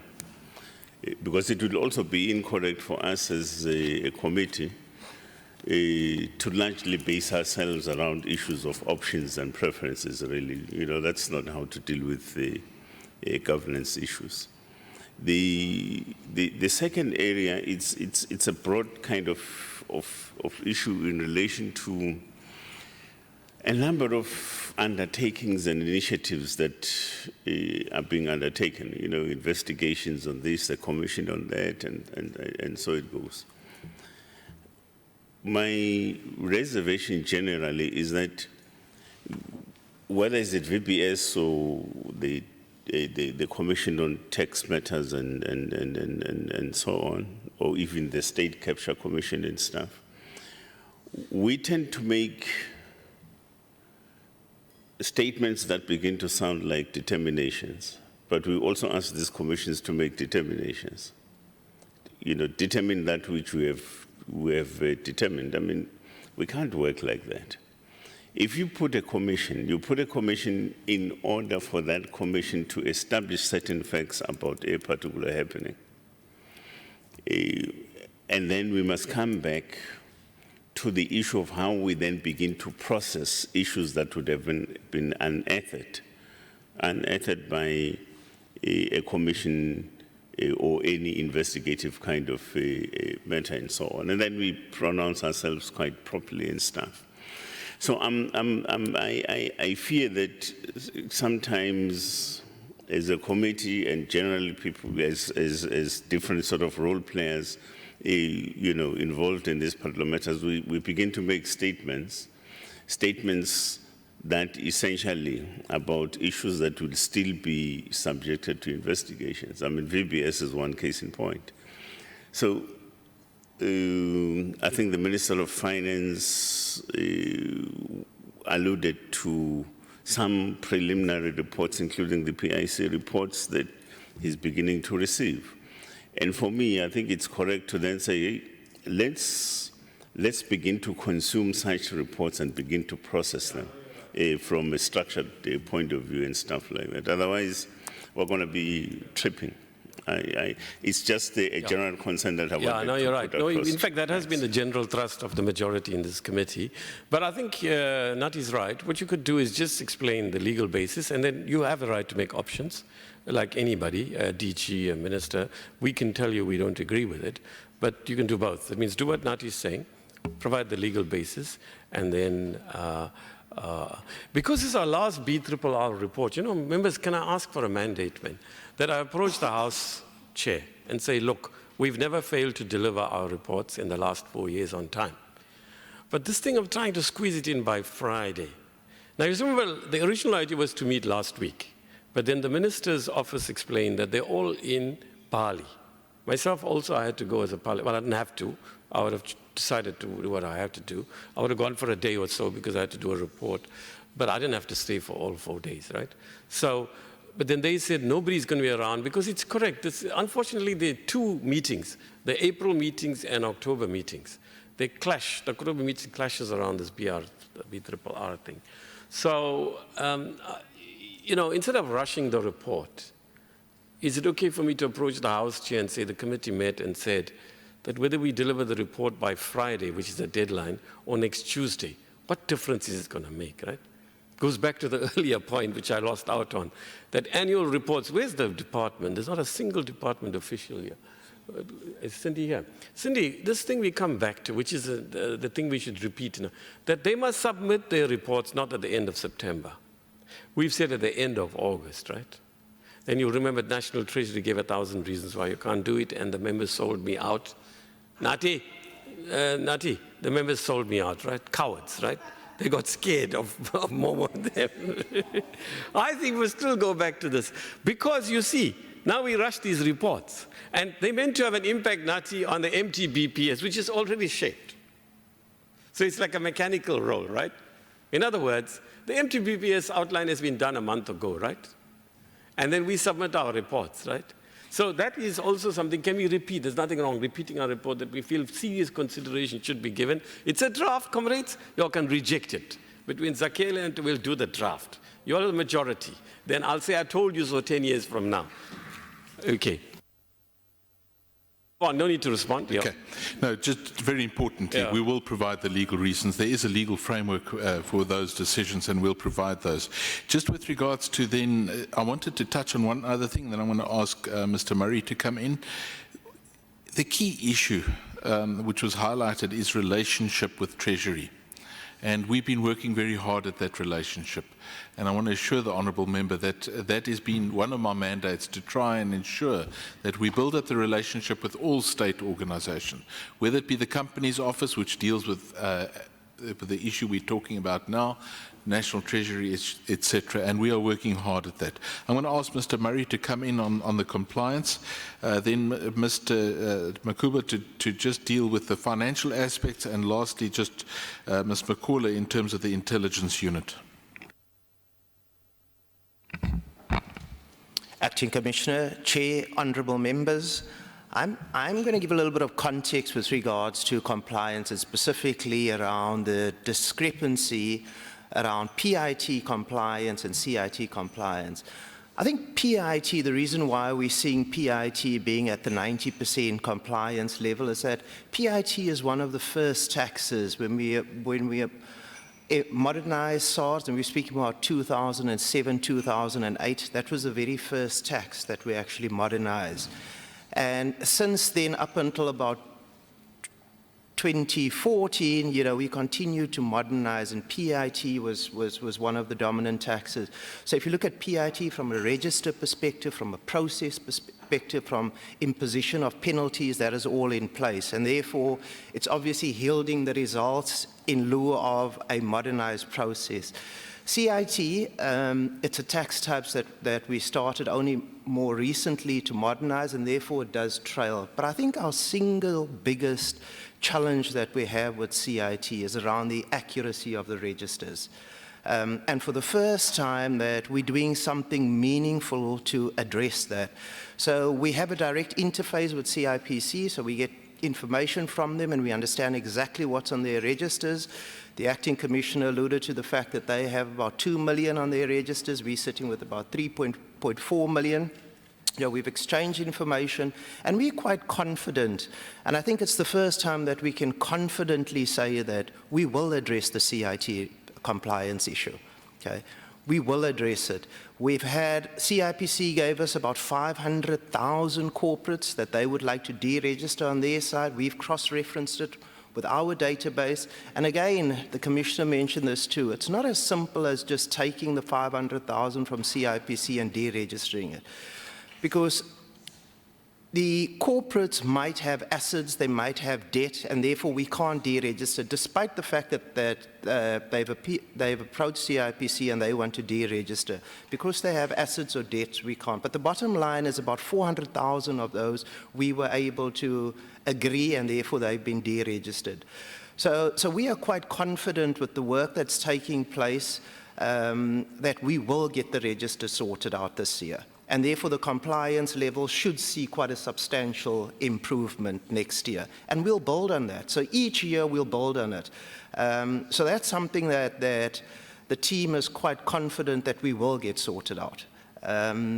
So yes, that's then with regards to the compliance. And then also a big incentive is that for the first time, now that the registers are accurate, because we couldn't impose penalties with an inaccurate register, it would create mayhem.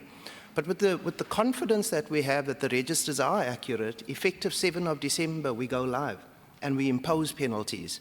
Okay? And with the imposition of penalties, that also drives the right behavior. So we are confident with the internal activities that is happening and with the imposition of penalties, we will get the CIT register sorted out. And therefore, compliance will improve with regards to CIT. Okay, thank you very much. We've got about 5 minutes left. Who's next? Good afternoon, everybody. As the acting commissioner has indicated, I am the Chief Officer of Enforcement. I will try to address, there are actually 2 questions that I'd like to address. The first one relates to the existence or otherwise of an intelligence unit. There is no such thing, to my knowledge, at SARS, but that's not to say the use of information, of reliable information for effective enforcement is not acknowledged. It is important. I think the word intelligence has acquired a certain negative meaning, but I don't think there's anything wrong with relying on intelligence to craft our enforcement strategy, as long as the information is reliable and we don't abuse it and it's subject to proper governance. So that's quite important just to note. And also more importantly, we didn't have time to update the committee, but we are setting up an illicit economy unit and quite key to tackle the various manifestations of illicit financial flows, such as the phoenixism or peppering of the tax system, where people abuse the liquidation and business rescue practices to sort of liquidate companies when they're in debt and then bring them up again, or if they've been identified for fraud, then they'll sort of kill the company and bring another one to life. So that's one of the focus areas. But in order to be able to address those kinds of things intelligence or information or data, whatever you want to call it, is very important. And hopefully one day we'll be able to share with the committee the unit and the structure of the unit. You'll see in there that quite key is a research and analysis team that will be centered around desks. We'll create desks with different focus areas so that, because it's important to move with agility, and you can't do that if you still have to go back and try and understand the trends. So we'll be doing research into non-compliance trends to enable us to be effective in enforcement. So, maybe some people don't like the word intelligence, but, we do have to rely on information. As long as it's done properly with governance in place, which is quite robust, that the governance that we put in place, we should be fine and minimize any kind of risk of abuse.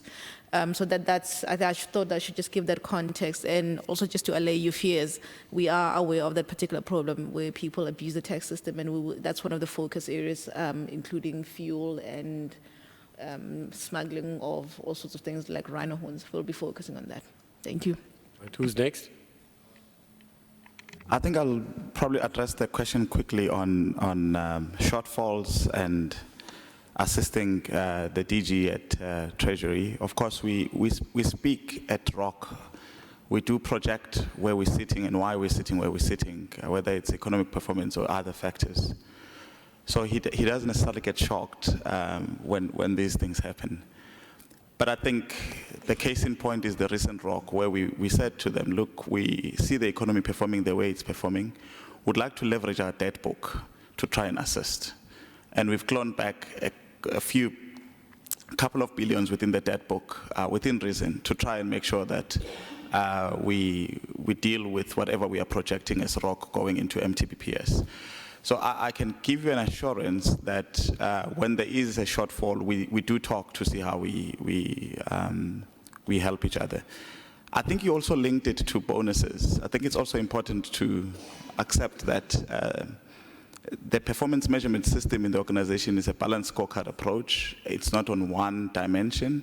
Even if it were on one dimension, it would scale within a range, such that if you are not able to meet certain targets by 1%, it does not go binary 0 or 1. And that performance approach gets approved upfront before the financial year starts, and we then measure against that. But in terms of the shortfall, I think that's important. We do engage with Treasury. We've got a tax policy meeting on a monthly basis with Momo and team, where we then escalate certain issues to ROC, where we align. Thank you.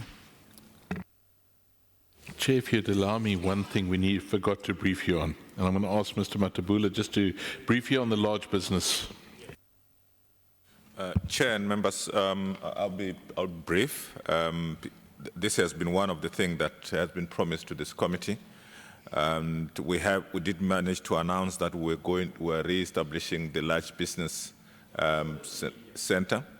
Where we are now, I am sitting with a presentation that ExCon needs to be able to approve, but essentially, by the 30th of December, we should have an interim solution. That interim solution will be constituted by having to second staff into that interim solution by virtue of the portfolio that they headed before, or other sections that we have put through that ExCon must approve. It is intended that that interim solution either will be converted into a permanent solution, or a slightly different solution to that will be in full effect on the 1st of April 2019. The naming convention will not necessarily be large business center, but will probably be a large taxpayer office or center. The reason why we're going a large taxpayers center is because the large business was ignoring or not giving expression into the naming convention of the fact that whilst there is the business side, there's as well the high net worth individual that you need to give enough focus into, who are critical in the collection of our revenue in that space. I think that, Chair, should suffice for now. Can I ask a question? That's No, Natandi. If you do, then others are. You if might it's be 30 interested. seconds. Yes. Chair, I wanted to ask the acting commissioner whether safety measures have been put towards people who appear in front of the commission? And, Their security is at risk. If you say certain things in the commission, I think that's your point, you can be vulnerable. We are very aware of it. Is there somebody specific that we're doing? We're very open to engage with our staff.